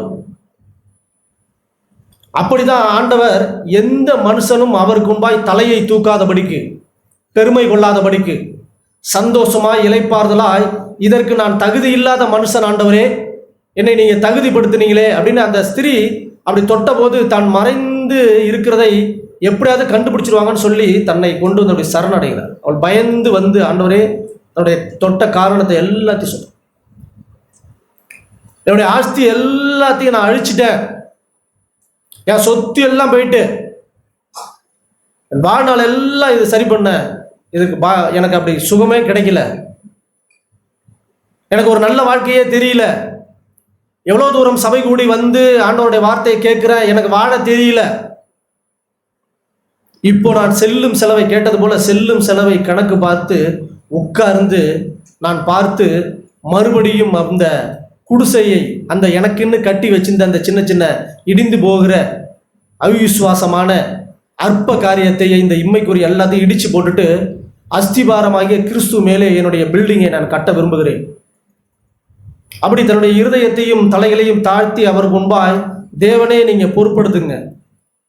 இந்த புது உடன்படிக்கை நம்ம கேட்டது போல பழைய உடன்படிக்கை வெளியிலிருந்து ஏதோ செய்து பலிகளை செலுத்தி தேவனை மகிமைப்படுத்தி அவங்க சேலஞ்சு பண்றாங்க. இப்ப பாருங்க, வானத்திலிருந்து அக்கினி வந்து இந்த என்னுடைய பலியை பச்சித்து போடும், அது எரியிற தண்ணியோ பச்சை தண்ணியோ, எரியிற தீயோ தண்ணியோ, அப்படி ஒரு அற்புதத்திற்காய் காத்திருந்த ஜனங்களில் மத்தியிலே புது உடன்படிக்கை ஒருவர் வந்து துவக்கி ஒருவர் முடிக்க இருக்கிறார். அந்த கானாடிலே நான் பிரவேசிப்பது, அங்க யோசுவா காலேபு சொன்னாங்க, தேவன் நம்மேல் பிரியமாய் இருந்தால். புது உடன்படிக்கை ஜனங்கள் வாயை திறந்து என்ன சொல்றாங்கன்னா, தேவன் என் மேல் பிரியமாய் இருக்கிறார், பயப்படாதே சிறுமந்தையே, தேவனுடைய ராஜ்யத்தை தர அவர் உன்மேல் பிரியமாயிருக்கிறார், பிரியமாயிருக்கிறார், பிரியமாயிருக்கிறார், தொடர்ந்து சொல்லிக்கிட்டே இருக்கிறார். அவர் பூரண சர்க்குணராய் இருக்கிறது போல நீங்களும் பூரண சர்க்குணராய் இருங்கள். உங்களுடைய இருதயத்தை சுருக்காதீங்க. அவர் நல்லோர் மீதும் தீயோர் மீதும் மழையையும் சூரியனையும் பெய்ய பண்ணுகிற நல்ல தெய்வமாய், அவர் தாராள பிரபாய், அவர் வன்கண்ணனாய் இல்லை, அவர் பாவத்தை பார்த்து கண்ணீர் விடுகிறவராய், பாவிகள் மனம் திரும்பும் போது அவர்களை அணைத்துக் கொள்கிறவராய் இருக்கிறார், பாவிகளின் சிநேகிதர்.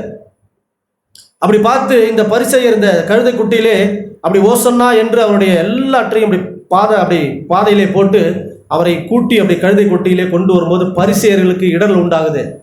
உங்களுடைய சீசர்கள் சத்தம் போடாம இருக்க சொல்லுங்க. ஆண்டவர் சொல்றாங்க, இவங்க சத்தம் போடலன்னா கல்லுகள் என்னை துதிக்கும், அழைக்கப்பட்டவர் வந்து சேரலன்னா நான் அழைத்தவர்கள் என்னை துதிப்பார்கள். ஆண்டவருக்கு ஒரு நம்பிக்கை உண்டு. அந்த தைரியத்தோடு அந்த நம்பிக்கையோடு தான் ஆண்டவர் இந்நாள் வரை நம்மேல் அப்படி கிருபையா இருக்கிறார். அதிலே தடுமாற்றமாய் காரியங்கள் இருக்கும்போது அவர்களை பார்த்து ஆண்டவர் கண்ணீர் விடுகிறார். ஏன் அப்படின்னா, விசுவாசம் இல்லையே உங்களுக்கு, நான் சொல்லியிருக்கிறத சூழ்நிலையிலே நீங்கள் நம்பும்படிக்கு உங்களுக்கு விசுவாசத்தை விட்டுட்டீங்களே. சீசர்களிடத்தில் ஒரு மனுஷன் போய் தன்னுடைய மகனை சுகமாக்கும்படி போறான். அங்க முடியல. அவன் ஆண்டவரை சந்திக்கும் போது அவன் சொல்லுகிறான், உம்மால முடிஞ்சா ஒரு காரியத்தை செய்யுங்க, நான் முடியும்னு நீ விசுவாசிக்கிறியா? விசுவாசிக்கிற ஆண்டவரே, ஆனாலும் அவிசுவாசம் என்னிடத்தில் இருக்கு, உண்மை நம்ப முடியாம இது உங்களால முடியுமா அப்படிங்கிற சந்தேகம் எனக்கு இருக்கு. ஏன் அப்படின்னா, சீசர்களால இது முடியல, உங்களோடு கூட இருக்கிற சீசர்களால இது முடியல, அதனால எனக்கு ஒரு சந்தேகம் வந்துருச்சு. ஆனால் இப்ப நான் விசுவாசிக்கிற ஆண்டவரை, உம்மால் முடியும். ஆண்டவர் சீசர்களை பார்த்து அதட்டுகிறார், எவ்வளவு நாளைக்கு நான் உங்களோட இருப்பேன், எவ்வளவு நாளைக்கு உங்க விசுவாசத்தின் மேல் நான் பொறுமையா இருப்பேன், உனக்கு கிடைக்கிற இந்த நாளில் ஆகிலும், ஆண்டவர் சொல்கிறார், உனக்கு கிடைத்த இந்த நாளில் ஆகிலும் உனக்கு சமாதானத்துக்கு ஏதுவாய், சமாதானத்துக்கு காரண கர்த்தா அவர்தான், சமாதான பிரபு அவர்தான். என்னை நீ பார்க்க மனசா இருக்கிறியா? என்கிட்ட இருந்து கத்துக்க நீ மனசா இருக்கிறியா? என்னை தொட்டு பார்க்க நீ ஆவலா இருக்கிறியா? பவுல் சொன்னது போல இந்த வாழ்க்கை உனக்கு ஆசையா இருக்கா? அப்படி இருந்தால் மாத்திரம்தான் இந்த வாழ்க்கை ஒர்க் அவுட் ஆகும், இல்லைன்னா ஆகாது. பழைய உடன்படிக்கையிலே ஆதாமை ஆண்டவர் துவக்கி சந்தோஷப்பட விரும்பும் போது எல்லாத்தையும் குலைச்சி போட்டு அவர் வைத்த அந்த காரியங்களில் யாரும் போக முடியாமல் போயிடுச்சு அவிசுவாசத்தினால். ஆனால் எபிரேயர் 12:1 தொடர்ந்து ஆண்டவர் அந்த வார்த்தையை நம்ம காட்டுகிறார். இது மேகம் போன்ற இத்தனை திரளான சாட்சிகள் உங்களை சூழ்ந்திருக்கு, உங்களுக்கு பாரமாக இருக்கா, எல்லாத்தையும் தள்ளிடுங்க. ஏன் அப்படின்னா நான் தான் துவைக்கிறது, என் மேலே வச்சிருங்கன்னு அர்த்தம். தள்ளிடுங்கன்னா அப்படி தள்ளி விட்டுட்டா நம்ம இருக்க முடியுமா? இல்லை, அவர் மேலே தூக்கி வச்சிருங்க. நான் எல்லாத்தையும் சுமக்க நான் ரெடியாக இருக்கிறேன். ஏன் அப்படின்னா என்னுடைய நாமத்திற்கு மகிமையாய் உங்களை அப்படி இந்த கூட்டத்தில் சின்ன ஒரு கூட்டமாய் நான் தெரிந்து கொண்டேன். அவர் சொல்லுகிறார், உமக்கு கிடைத்த இந்த நாளிலாகிலும் நீ சமாதானத்துக்கு ஏற்றவர்களை நீ அறிந்திருந்தாயானால் உனக்கு நலமாயிருக்கும். எனக்கு நலமாயிருக்குல்ல, உனக்கு நலமாயிருக்கும், அது என்னை சந்தோஷப்படுத்தும்.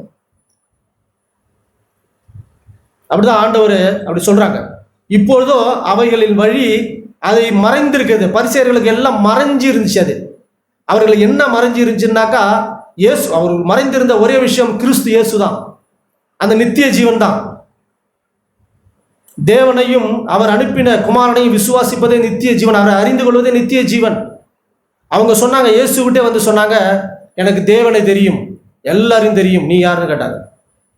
எல்லாவற்றையும் அடக்கி எல்லாருக்குள்ளும் எல்லாமா இருக்கிற நான் தான் அவர்னு புரிஞ்சுக்கல அவங்க. அவனோட அவிசுவாசத்தினாலே அநேக காரியங்கள் எல்லாத்தையும் ஆண்டவருடைய கையை கட்டி போட்டு தவிர்த்துட்டார். அப்படி தேவன் இருக்க ஒருபோதும் சபையாய் நம்மை கூட்டி சேர்க்கல. ஏதோ சிதறி இருக்கிற ஜனங்கள் இல்லை. சிதறி இருக்கிற ஜனங்கள் இப்போது மேய்ப்பரும் கண்காணிமான் இருக்கிற இடத்தில் திருப்பப்பட்டிருக்கிறார். ஒரு ஆட்டு கூட்டமாய், ஒரு மந்தையாய் கண்ணாமலன்னு போயிட்டு இருந்த எல்லாரையும் ஒரு கூட்டமாய் எல்லாத்தையும் தட்டி, உனக்கு ஒரு மேய்ப்பர் இருக்கிறார், ஒரு நல்ல மேய்ப்பர் ஒருவர் இருக்கிறார், உன்னை எப்படி நடத்தணும்னு அவருக்கு தெரியும். சின்ன குட்டியா உன்னை விரட்டி ஓட்ட மாட்டார், உன்னை தூக்கி கொள்ளுவார். அவர் கரவல் ஆடுகளையும் எல்லாவற்றையும் அப்படி அவருடைய அனந்த ஞானத்தின்படி அவர் மேய்ப்பார். நேற்று கேட்டது போல கர்த்தர்த்துவம் ஒரு தோளில் இருக்கிறது, அவர் எல்லாவற்றையும் பார்த்து கொள்வார். அப்படின்னு நினைக்கிற எந்த மனுஷனும் சந்தோஷமா இருப்பான். தன்னுடைய கவலையை தூக்கி வச்சு, ஒரு கதையில நம்ம அடிக்கடி நம்ம கேட்டிருக்கிறோம்.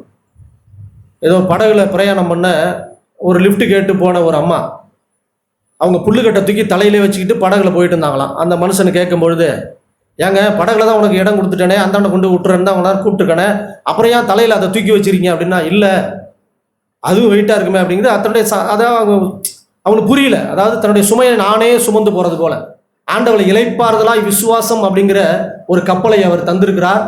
நம்முடைய சுமைகள் எல்லாவற்றையும் அதில் இறக்கி வைத்து சந்தோஷமாய் சமாதானமாய் நாம் போகாமல் இப்பையும் எனக்கு ஒரு சில விஷயத்தை நம்ம தலையில் தூக்கி வச்சுட்டு ஆட பார்க்குறோம். இல்லை, ஆண்டவர் அதை ஒருபோதும் விரும்புகிறது இல்லை. தன்னை யாரும் ஏறிடாத ஒரு கழுதை குட்டினா பியூரா 100% முழு மனசோடு, முழு பலத்தோடு, முழு ஆத்மாவோடு அவரிலே அன்பு கூற மனுதான். அதுதான் கற்பனையிலே ஃபர்ஸ்ட். அதை கற்றுக் கொடுக்க தான் பூமிக்கு ஆண்டவர் வந்தாங்க, வேற எதுக்குமே இல்லை. தேவன் வந்து ஒரு சமாதான வழிகளை நீங்க அறிஞ்சிக்கணும். வருத்தப்பட்டு பாரம் சோப்புற எல்லாரும் இடத்தில் வாங்க, உங்களுக்கு இளைப்பாறுதல் தருவேன்னா உங்களுக்கு சமாதானத்தை நான் தர வந்திருக்கிறேன். அதற்கு மாத்திரம் தான் நான் வந்திருக்கிறேன், வேற எதுக்குமே இல்லை. நான் இடித்து போட இல்லை, ஊன்ற கட்ட வந்திருக்கிறேன். ஆண்டவர் அப்படிதான் சொல்றாங்க. நினிவே பட்டணத்தை ஆண்டவர் பார்த்து, நேற்று நான் பிரதர் உபவாச பயிர் இல்லாத போல எனக்கு அந்த வார்த்தையை ஆண்டவர் காமிச்சாங்க. நினிவேக்கு போய் அவர் யோனா தீர்க்கதரிசி காரியங்கள் எல்லாம் 2ஆம் தரம் போய் சொல்றார். அவங்க சொல்லும் போது அது வார்த்தை போட்டிருக்கு, நினிவே ஜனங்கள் மனம் திரும்பி உபவாசித்துன்னு இருக்கு, விசுவாசித்து உபவாசித்துன்னு இருக்கு. அவர்கள் அதை விசுவாசித்தாங்க. என்ன விசுவாசிச்சாங்க அப்படின்னா, ஆண்டவரே நீங்க அழிச்சு போடுவாங்கிறத நாங்கள் நம்பல ஆண்டவரே, இதோ நாங்கள் மனம் திரும்பி ரெட்டுடுத்தி சாம்பலிலே உட்கார்ந்து உங்களுடைய இருதயத்தை நாங்கள் எங்களுடைய வழிகள் எல்லாவற்றையும் விட்டு திரும்புவோமானால் அப்படின்னு அவர்கள் விசுவாசித்து அந்த உபவாசத்திலே கலந்து கொண்டாங்க. ஆண்டவர் எல்லாத்தையும் முடிக்கும் பொழுது ஆண்டவர் சொல்றாங்க, இந்த மனுஷருக்கு மேல் நான் பரிதவிப்பாமல் இருப்பேனோ? மனம் திரும்புகிற மனுஷர் மேல் என்னுடைய கண்ணு இல்லாம போகுமா? ஆண்டவர் அப்படிதான் சொல்லி நம்முடைய இருதயத்தை அவர் பக்கமாய் திரும்ப பார்க்கிறார். இன்னொன்று ஒரே ஒரு வார்த்தை வாசிக்கிறேன். எபேசியர் எழுதின 5ஆம் அதிகாரம். தொடர்ந்து நாம் இது கேட்ட வார்த்தை தான். ஆண்டவர் அப்படிதான் நம்ம சபையாய் அவருக்கு முன்பாய் பரிசுத்தமாய் நிறுத்த விரும்புகிறார். அதற்காக தான் தொடர்ந்து பேசுகிறார். அவன் எக்கேடு கட்டு போகட்டும் அப்படின்னு ஆண்டவர் நினைச்சிருந்தாருன்னா அவருடைய பார்வைக்கும் அவருடைய கண்களுக்கு முன்பாக எந்த மனுஷன் நிற்க முடியாது. நாம் நிர்மூலமாகாதிருப்பது அவருடைய சுத்த கிருபை. நம்முடைய பார்வையிலே பார்க்குறோம், எவ்வளோ பேர் ஆண்டவர் எடுக்குன்னு நின்னவங்க யாருமே இல்லை. ஒருவேளை அவங்களுடைய சாமர்த்தியத்தினால், இல்லைன்னா அவங்கள நம்பி விசுவாசிக்காமல் அவிசுவாசனால் அப்படி இருந்திருக்கலாம். ஆனால் ஆண்டவர் நமக்கு என்ன சொல்கிறாங்கன்னா, எபேசியர் 5:27 கரை திரை முதலானவைகள் ஒன்றுமில்லாமல் பரிசுத்தமும் பிழையற்றதுமான மகிமையுள்ள சபையாய் அதை தமக்கு முன் நிறுத்தி கொள்வதற்கு தம்மை தாமே அதற்காய் ஒப்பு கொடுத்தார். அப்பமுக்கும் ஆராதனைக்கு நாம் சந்தோஷமாய் வந்திருக்கிறோம். அவர் எதற்காய் சிலுவையிலே தன்னை ஒப்பு கொடுத்தாருங்கிறது ஆழமான விசுவாசத்தை நாம் அறிந்து கொண்டு அதற்கென்று அட்லீஸ்ட் நம்மளால முடிஞ்சவரை நாம் பிரயாசப்படணும். அவர்களை பார்த்து இவர்களை பார்த்து அல்ல, நாம் கம்பேர் பண்ணி நாம் ஒப்பிட்டு பார்த்து ஓட வேண்டிய ஒருவர் கிறிஸ்து இயேசு. அவர்தான் நமக்கு மாடல். அவர்தான் நம்முடைய பாதை எல்லாத்தையும் நமக்கு நியமித்திருக்கிற ஓட்டத்திலே விசுவாசத்தை துவைக்கிறவரும் முடிக்கிறவருமா இருக்கிற கிறிஸ்து இயேசுவை நோக்கி நம்ம ஓடணும். யார் ஓடுவான்னு அடுத்த வசனத்தில் இருக்கு, சந்தோஷமாய். தமக்கு முன் வைத்திருந்த சந்தோஷத்தினால் அவர் அவமானத்தையும் அவருடைய சிலுவையையும் அவர் சகித்து கொண்டு அவர் முன்பாய் ஓடினார். அதுதான் நமக்கு ஒரு வழி. இல்லைன்னா இந்த கிறிஸ்துவ வாழ்க்கை தேங்கி போன ஒன்றா இருக்கும், புளிச்சு போகிற ஒன்றா இருக்கும். சபை கூடி நாம் பரிசுத்தத்தின் மேல் பரிசுத்தம் அடைந்து அது லாபமாய் கொஞ்சம் சேர்த்து வச்சிருக்கோமா? அந்த எண்ணெயை ஊற்றி மணவாளன் வரும்போது அந்த எண்ணெயை ஊற்றி அவரை சந்திக்க நம்ம ஆயத்தமாய் பரலோகத்திலே கொஞ்சம் சேர்த்து வச்சிருக்கோமா? இல்லை எல்லாத்தையும் இங்கே சம்பாரித்து இங்கே செலவு பண்ணிட்டோமா? பூமியிலே உங்களை பார்த்து ஒருத்தவன் வாழ்த்துனான்னா உங்களை வாழ்த்து இங்கே இருக்கும் அப்படின்னு சொல்கிறாங்க ஆண்டவர். அவங்களை ஒருத்தன் பொய்யா சொன்னால் நீங்கள் சந்தோஷப்பட்டு கலை கூறுங்க, நீங்கள் பாக்கியவான். ஏன் அப்படின்னா அவன் பொய்யா சொன்னானே அதை நீங்கள் கிளைம் பண்ணல, கிறிஸ்து இயேசுக்காய் அதை நீங்கள் சகிச்சுக்கிட்டீங்களே, அந்த பலன் அங்கே இருக்குன்னு சொல்கிறாங்க. அப்படிதான் சொல்லி அவர் தன்னுடைய திரையை விலக்கி அவரை காட்ட விரும்புகிறார். கொஞ்சம் ஜனத்துக்கு, எல்லாருக்கும் இல்லை, விசுவாசிக்கிற ஜனத்துக்கு தடுமாறி இயேசுவே நான் எங்கே போவா ஆண்டவரே, வாழ்வு தரும் நித்திய ஜீவவசனம் உம்மிடத்தில் உண்டே அப்படின்னு வருகிற ஜனங்களுக்கு அவர் திரையிலே மறைந்திருக்கிறதை விலக்கி அப்படி காட்டுகிறார். பரிசுத்த ஆவியினர் உன்னிடத்தில் வரும்பொழுது நீங்கள் பலன் அடைந்து அப்படி எல்லாருக்கும் சாட்சியா இருப்பீங்க. புற ஜாதியார் வேற மனசுல பார்க்க மாட்டாங்க, உமக்கோ அவர் தென்படுவார். உடைய வாழ்க்கையிலே சூழ்நிலையிலே அவர் வெளிப்பட்டு ஞான ஆலோசனையை கிருபா பாத்திரங்களாக இருக்கிற நமக்கு அவர் சொல்லிக் கொடுப்பார். அதன்படி நடந்து அவர் என்ன நினைக்கிறாரோ அந்த சித்தத்தை செய்து முடிக்கிற அந்த கழுதை குட்டிகளாய், அவரை ஏற்றி சுமந்து போகிற கழுதையாய். இது இயேசுவுக்கு வேணும்னு அழைச்சாங்களே ஆண்டவரே, இந்த புது உடன்படிக்கை எனக்குள்ளே நீங்க துவக்கி இருக்கிறீங்களே, எனக்காக நீங்க மறிச்சிருக்கிறீங்களே. நான் கேட்டது போல கரை திரை ஒன்றும் இல்லாமல் பிழையற்றதாய் பழுதற்றதாய் அதை உம்மோடு கூட சேர்த்து கொள்ளும்படிக்கு சபைக்காய் நீரே தந்திருக்கிறீங்களா, எல்லாத்தையும் முற்றுமுடி எல்லாத்தையும் தந்திருக்கீங்களா ஆண்டவரே. கேட்டோம்ல, அவருடைய ரத்தத்துக்கு விலை மதிப்பு இல்லாத ரத்தம். ஏதோ இயேசு அப்படியே வந்து மரியாள் வயத்துல பிறந்து அப்படியே மாட்டுத் தோழத்தில் அப்படியே பிறந்து மரியாள் வயத்துல இல்லை. அவர் தேவாதி தேவன், அவன் உன்னதத்தில் உள்ளவர். அவருக்கும் பூமிக்கும் சம்பந்தம் இல்லை. நாம் பாவத்திலே செத்து போகாதபடிக்கு அவர் வந்து இங்க பூமியிலே செத்து போனார். நாம் பரிசுத்தத்திற்கு பங்காய் அடையும்படிக்கு, இழந்து போனதை தேடவும் ரட்சிக்கவும் மனுஷகுமாரன் பூமிக்கு வந்திருக்கிறாருங்கிற வார்த்தை கிறிஸ்து மூலியமாய் நம்மிலே நிறைவேறிட்டு. யாருக்கு மூலியமா நிறைவேறும் அப்படின்னா, பவுல் அப்போஸ்தலன் தன்னை சரண்டராய் ஒப்புக்கொள்கிறார். பூமியிலே அவர் பார்க்கும்போது கிறிஸ்துவை விட்டு அவர் போதனையிலே அவர் மதத்திலே வெறியா இருக்கும்போது அவர் என்ன சொல்றாரா, என்ன பேர் அவுட்ஸ்டாண்டிங் ஆளு யாருமே இல்லைன்னு சவால் விடுகிறார். கிறிஸ்துவை அவர் பார்த்த போது என்னை விட பாவியான மனுஷன் வேற யாரும் இல்லைன்னு அவர் தன்னை தாழ்த்துகிறார். பாவியிலே பிரதான பாவி நான் தான் என்ற வார்த்தை எனக்குள்ளே நிறைவேறும்படிக்கு தேவன் என்னை தெரிந்து கொண்டார். அப்படிதான் ஆண்டவர் தன்னை, தேவனை தெரிந்து கொண்ட ஜனங்கள் தன்னை கழுதை குட்டியாய். இந்த பூமியில பாருங்க, கழுதைக்கு ஒரு மதிப்பு இருக்கு. கழுதையா, கழுதை கட்டி ஏதோ சொல்லுவாங்க, கழுதையை பத்தி ரொம்ப இதா. குதிரைன்னா அது வீரம், அது அப்படி சொல்லுவாங்க. கழுதைன்னா பொதி சுமக்கிறது, அது உதவாது, அது ஏதோ ஒரு இது லோடு தாங்கிறது, அதான் பொதி சுமக்கிற ஒண்ணு. குதிரைன்னா அப்படி அப்படி இப்படிலாம் இல்லை. யூதா கோத்திரத்து சிங்கமாய் இருந்தவர் நம்முடைய பாவத்திற்காய் பாவ பலியான ஆட்டுக்குட்டியாய் பூமிக்கு வந்தார். அதை நாம் புரிந்திருக்கிறோமா? அதை புரிந்து கொண்டு அவருக்கு தன்னை ஒப்பு கொடுக்கும்படிக்கு தான் அந்த புது உடன்படிக்கை துவக்கப்பட்டிருக்கு. வேற எதுக்குமே இல்லை, வேற எதுக்குமே இல்லை. மனுஷன் பிறக்கிறான், சாகுறான். பிரசங்கில் அப்படிதான் இருக்கு. அவன் என்ன நடக்குதுன்னு அவனுக்கு தெரியவே இல்லை. தேவனுக்கு பயந்து அவருக்கு கணக்கு கொடுக்கணுமேங்கிறது அவனுக்கு தெரியவே இல்லை. அப்படிதான் ஆண்டவர் சொல்லி நடத்த விரும்புகிறார். அப்படி கரை திரை எதுவுமே இல்லாதபடிக்கு தன்னை அவருக்கு முன்பாய் நம்ம எல்லாரையும் அவருக்கு முன்பாய் நிறுத்தி கொள்ளும்படிக்கு திரைகளை விலக்கி அவரை இயேசுவை நமக்கு காட்ட விரும்புகிறார். பரிசுத்த ஆவியானவர் நமக்கு காட்ட விரும்புகிறார். தொடர்ந்து அவர் பேசுகிற அந்த உன்னத வழியிலே, அந்த மேலான சத்தியத்திலே எட்டாத கனி. இப்போ கிறிஸ்தவ வாழ்க்கை என்னன்னா, ஏன் இயேசுவை நம்ம ஒப்பிட்டு பார்க்கணும் அப்படின்னா, அது எனக்கு நமக்கு எட்டாது. மனுஷனை நான் பார்த்தேன்னா ஒருவேளை ஏணி போட்டு கூட எட்டி பிடிச்சிடலாம். இந்த மனுஷனை பார்த்து ஒருவேளை நான் பெருமை அடைய முடியும். ஒரு சில கீழே உள்ள மனுஷனை பார்த்து நான் பெருமை அடைய முடியும். அவரை விட நான் தேவலாம், அவர் இப்படிதான் இருக்கிறாரு, நான் விசுவாசித்து நான் பெரிய அப்படிலாம். ஒருவேளை நம்ம விட மேலான மனுஷர்களை பார்த்து அந்த பெருமைக்கு ஆப்போசிட்டா என்னன்னா நமக்கு ஒரு ஒரு தாழ்வு மனப்பான்மை வரலாம். இதெல்லாம் நமக்கு கிடைக்குமா, சாத்தியமா? அவங்களுக்கு என்ன பிரதர் சொல்லுவாங்களா அடிக்கடி, அவங்களுக்கு என்ன, நான் அன்றாட உழைக்கிறேன், காரியங்கள் என்ன?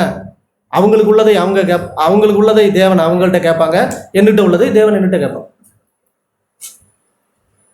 அவர் அநீதி உள்ளவர் அல்ல, அவர் நீதி உள்ள நியாயாதிபதி. அவர் வருவார். ஒரு எஜமான் அப்படிதான் எல்லாத்தையும் காசை பகிர்ந்து கொண்டு போனார். அவர் வந்து கணக்கு கேட்பார். அப்படிதான் பயந்து இருந்து ஒவ்வொரு மனுஷனும் கொடுத்ததை விசுவாசத்தை கொண்டு அதை அவருடைய நாமத்திற்கு மகிமையாய் அதை ரெட்டிப்பாக்கி ஆண்டவரை சந்தோஷப்படுத்துறாங்க. ஒரு மனுஷன் தேவனை எல்லாமே அறிந்தும் அதை போட்டு மறைச்சு வச்சுட்டான். அவன் சாக்கு சொல்றவன். அப்படி தேவனை எல்லாம் தெரியும், ஆனால் அந்த விருந்திலே ருசி பார்க்க முடியாத பாவியான மனுஷன். பாவத்திலே பிறந்து பாவத்திலே சாவ நமக்கு ஆண்டவர் கொடுல. நம் பரிசுத்தத்திற்கு வாழ்வை பங்கடைய தேவன் நமக்கு உள்ளே வந்து புது உடன்படிக்கையை துவக்கி இருக்கிறார். நல்ல வாழ்க்கைக்கு தம்மை ஒப்பு கொடுப்போம். கரை திரை எதுவும் இல்லாமல் தேவன் நம்மை பழுதற்றதும் பிழை இல்லாததுமாய் தமக்கு முன்பாய் நிறுத்தி கொள்ள, அப்படி பக்கத்தில் வச்சு கொள்ள, சந்தோஷப்பட.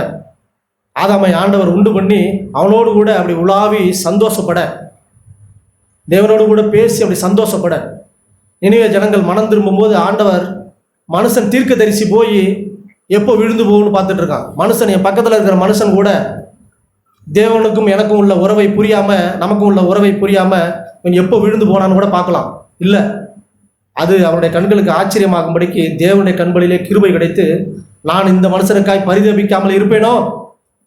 என் மனசையே அவன் திருப்பிட்டானே, நான் தப்பு, நான் தீங்கு செய்வேன்னு நினைச்சதை அவன் திருப்பிட்டானே.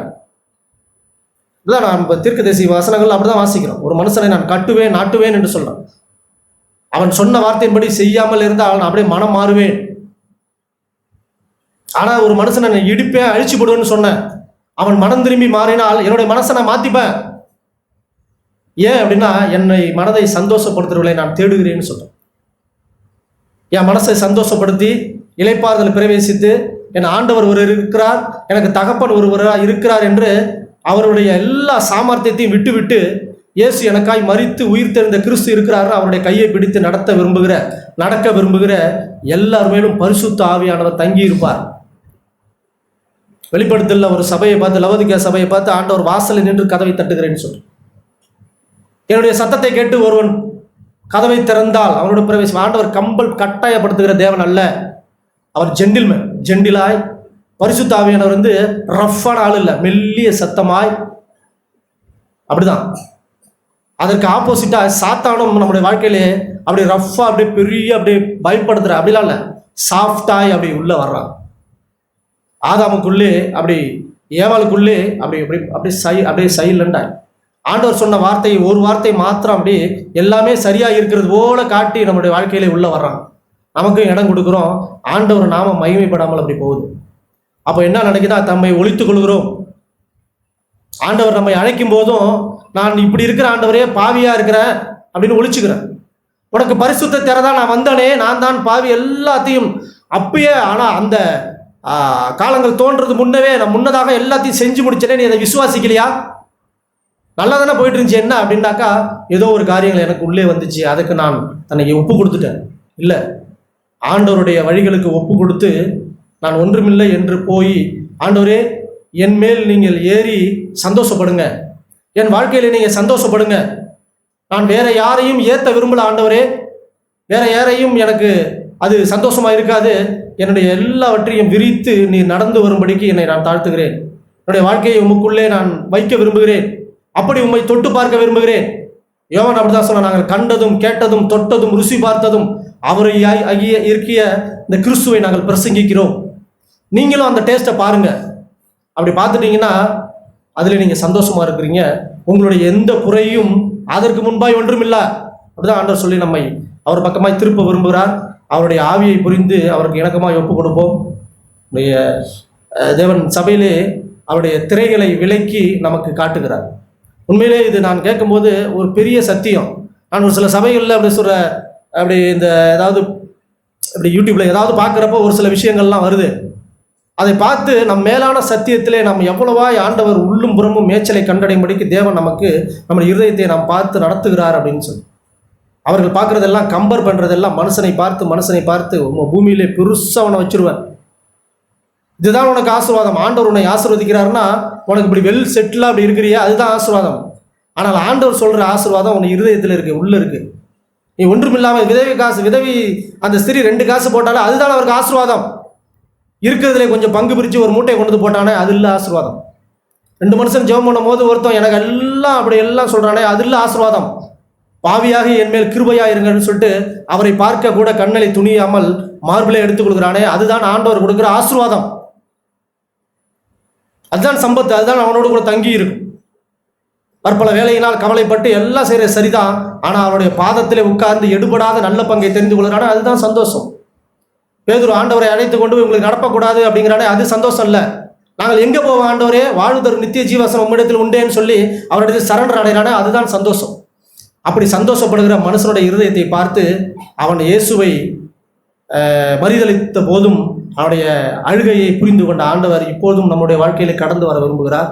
நம்மை அவர் தேற்ற விரும்புகிறார். அவரை போலவே நம்மை பின்பற்ற அவர் தாமே அவருடைய ஆவியெல்லாம் நடத்த விரும்புகிறார்.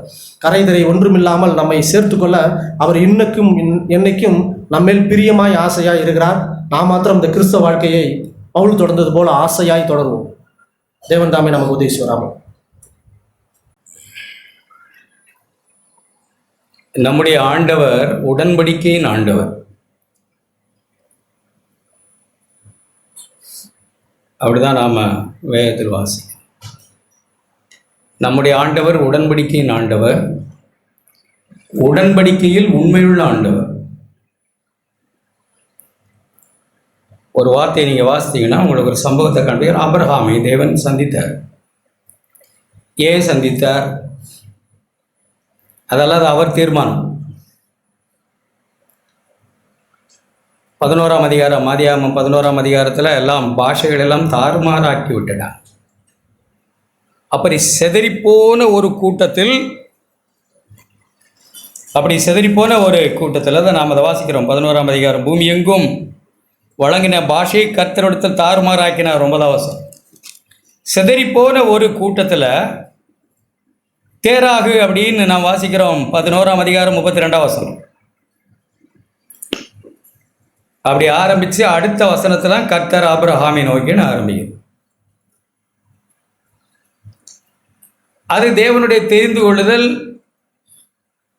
தேவனுடைய மனம். அது அவர் ஆபிரகாமோடு என்ன உடன்படிக்கை பண்ணுகிறார்னு பாருங்க. 17ஆம் அதிகாரம்.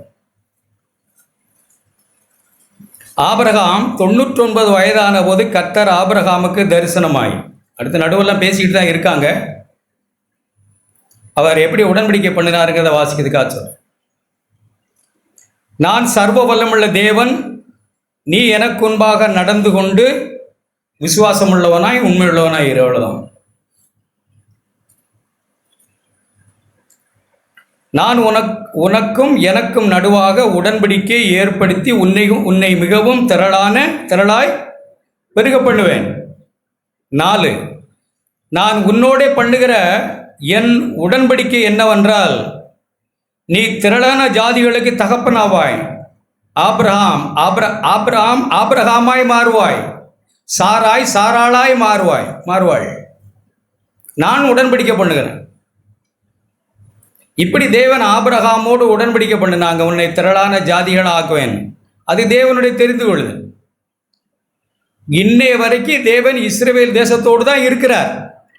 நமக்கு புரியலைனாலும் அதான் உண்மை. இன்னைய வரைக்கும் தேவன் இஸ்ரேல் தேசத்தோடு ஃபேவராக தான் இருக்காங்க, இருக்கத்தான் போகிறாங்க. அது இன்னும் அப்படி தான் நடக்கும். ஏன் அப்படின்னா தேவன் தெரிந்து கொண்ட ஜனம், அது தேவன் உடன்படிக்கை பண்ணி அழைத்த ஜனம். அந்த உடன்படிக்கையின் ஜனம் யாத்ராகமம் புஸ்தகம் 3ஆம் அதிகாரம் நமக்கு எல்லாருக்கும் தெரிஞ்ச காரியங்கள் தான். அவர்கள் எகிப்துக்கு போனார்கள். யோசேப்பு அங்கே ராஜாவாக இருந்தான், பஞ்சம் உண்டானது. அவர்கள் எகிப்துக்கு போனார்கள், அங்கே அடிமைகளானார்கள். யோசேப்பை அறியாத ஒரு ராஜா உருவானான். யோசேப்புக்கு ஃபேவராக இருந்த ராஜா போய் அவருடைய மகன் அல்லது வேற ஒருவன் உருவானான். அவன் ஜனங்கள் பலுகி பெருகிறதை கண்டு பொறாமை கொண்டான், கோவப்பட்டான், இவங்களை அழிக்கணும்னு தீர்மானித்தான். அப்படி அவர் அந்த ராஜா தீர்மானித்து ஜனங்களை ஒடுக்க தீர்மானித்தான். யாத்ராகமம் புஸ்தகம் 2ஆம் அதிகாரம்.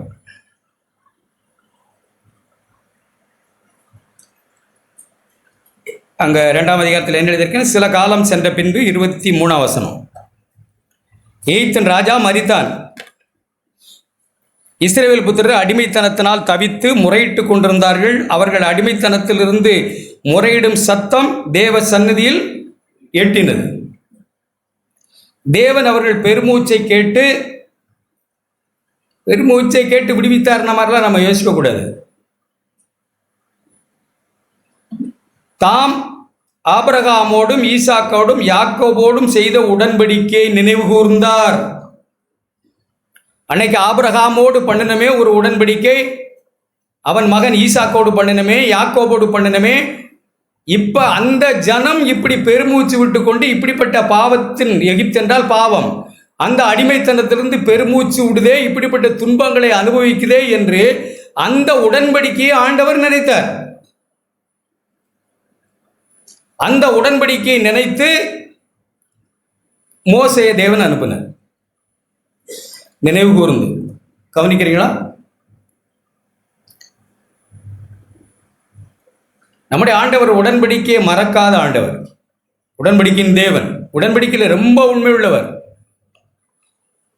இப்படி தேவன் ஜனங்களை மீட்டு கொண்டு வந்தார். நமக்கு தெரியும் 40 ஆண்டு காலம் எகிப்திலிருந்து ஜனங்களை விடுதலையாக்கி. இங்கே உட்கார்ந்துருக்கோம் நாம். அப்படி ஏதோ அல்லற சில்லற பாவங்கள்லேருந்து விடுதலையாகி வந்துட்டோம். ஆனால் எகிப்து உள்ளத்திலிருந்து போகவே மாட்டேங்குது. இன்னும் பண ஆசை, பால் இச்சை, அதோட ஒரு ஃபைட் இல்லை. இன்னும் இந்த உலகத்தின் முறுமுறுப்பு, குறை, அது இது எல்லா விஷயங்களும் அந்த எகிப்தின் சுபாவம் போகவே மாட்டேங்குது. அந்த ஜனங்கள் அப்படி தான் சொன்னாங்க, நாங்கள் எகிப்தில் இருந்தால் அப்படி இருந்திருப்போமே. என்னாகமம் 14 வாசித்தீங்க, நாங்கள் இப்படி அங்கே இருந்தால் இப்படி இருந்திருக்கு, இங்கேயே கொண்டு வந்தீர். முறையிட்டு மோசையோடு எதிர்த்து போராடி தேவன் தம்முடைய உடன்படிக்கையை நினைத்து அவர்களை அழைத்து அவர்களை கானானுக்கு அழைத்து கொண்டு வந்தார். அப்படிதான் அழைச்சிட்டு வர்றாங்க. ஆனால் ஒரு 3 நாளில் கானானுக்குள் போகலாம், அவ்வளோதான். ஆனால் அந்த ஜனத்தினுடைய முரட்டாட்டம், கீழ்ப்படியாமை, அவிசுவாசத்தினால இந்த எகிப்திலிருந்து வந்துட்டாங்க, ஒரு நாட்டிலிருந்து வந்துட்டாங்க. அந்த மதத்தை விட்டுட்டோம், இந்த மதத்தை விட்டுட்டோம், அதை விட்டோம், இதை விட்டோம், சபைக்கு வந்துட்டோம். ரைட்டு, அதெல்லாம் ரைட்டு, சந்தோஷம். ஆனால் இந்த உலகம் உள்ளத்தை விட்டு போகிறதுக்காக தான் சபை கூடிக்கிட்டே இருக்க வேண்டியது இருக்கு. 40 வருஷமாக சபை கூடிக்கிட்டு இருக்கு, புது உடன்படிக்கைன்னு சொல்லி. எகிப்து உள்ளத்தை விட்டு போக மாட்டாங்க, எகிப்தின் சுபாவம் போக மாட்டாங்க, முறுமுறுப்பு, அவிசுவாசம், பொறாமை, கசப்பு போக மாட்டேங்குது. நாம கேட்ட மாதிரி அதை கரை திரை இல்லாமல் அதை கழுவணும்னு அதற்காக தம்மை தாமே ஒப்பு கொடுத்து அவர் ஸ்டெப் எடுத்திருக்காங்க. இந்த எகிப்தை இவனை விட்டு தரத்தணும், எகிப்து இவன் இருதயத்திலிருந்து போகணும். அதனால தான் சுற்றிக்கிட்டு கிடக்குறோம். எகிப்து இருதயத்தில் விட்டு போறதுக்கு பிறகு தான் இளைப்பாறுதல்.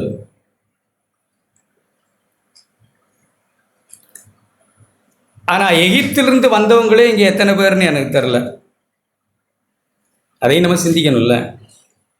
கர்த்தர் நம்மோட கூட இருக்கார், நம்மோட கூட இருக்கிறாருன்னா எப்படி தான் இருப்பாங்க? எனக்கு என்னன்னே புரியல, நான் யாருன்னே எனக்கு புரியல, கர்த்தர்னா எனக்கு எப்படி புரியும்? இப்படிலாம் ஜனங்களை 40 ஆண்டு காலம் அவர் அப்படி நடத்தினார். நடத்தி வந்தபோது ஒரு வசனத்தை வாசிங்க. எரேமியா புஸ்தகம் 31ஆம் அதிகாரம்.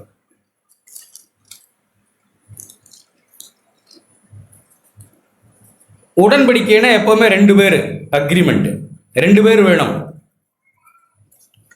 தேவன் ஆபிரகாமோடு பண்ணினார், அந்த ஆட்டோமேட்டிக்கா அந்த சந்ததியோடு அந்த உடன்படிக்கை ஆனது, அவ்வளவுதான். ஒரு உடன்படிக்கை பண்ணா, ஒரு அக்ரிமெண்ட் போட்டா, இது இல்லைன்னா பிள்ளைகள்னா அவருக்கு பிள்ளைகள், அவ்வளவுதான் அக்ரிமெண்ட். ஒரு சொத்து மாதிரி. ஒரு சொத்து பெற்றோருடையது புருஷனுடையது, புருஷனுடையது மனைவியோடது, மனைவியோடது பிள்ளைகளோடது, அப்படியே. இப்போ நான் பென்ஷன் வாங்கிட்டு இருக்கேன், நான் செத்துட்டா கொஞ்சம் பென்ஷன் என் ஒய்ஃபுக்கு போகும், அப்படிதான் அது அக்ரிமெண்ட். இந்த அக்ரிமெண்ட் போட்டு 2 பேர் வேணும் போட்டாங்க. ஆண்டவரும் தாம் தெரிந்து கொண்ட ஜனத்தோடு என் உடன்படிக்கை உங்களோட ஏற்படுத்தி உங்களை ஆசீர்வதிப்பேன், உங்களை பெருக பண்ணுவேன், நீ ஆசீர்வதிக்கப்படுவார்கள், நீ சபிக்கிறவன் சபிக்கப்படுவான், திரளான ஜாதிகளுக்கு நீ தகப்பனாய் இருப்பாய்னு உடன்படிக்கை பண்ணினார். அந்த ஆபிரகாமின் சந்ததி பல முரட்டாட்டங்களுக்கு உடன்படிக்கைக்கு உண்மையில் நம்ம போயிட்டு. ஒரு வசனத்தை வாசிக்கிறப்பா.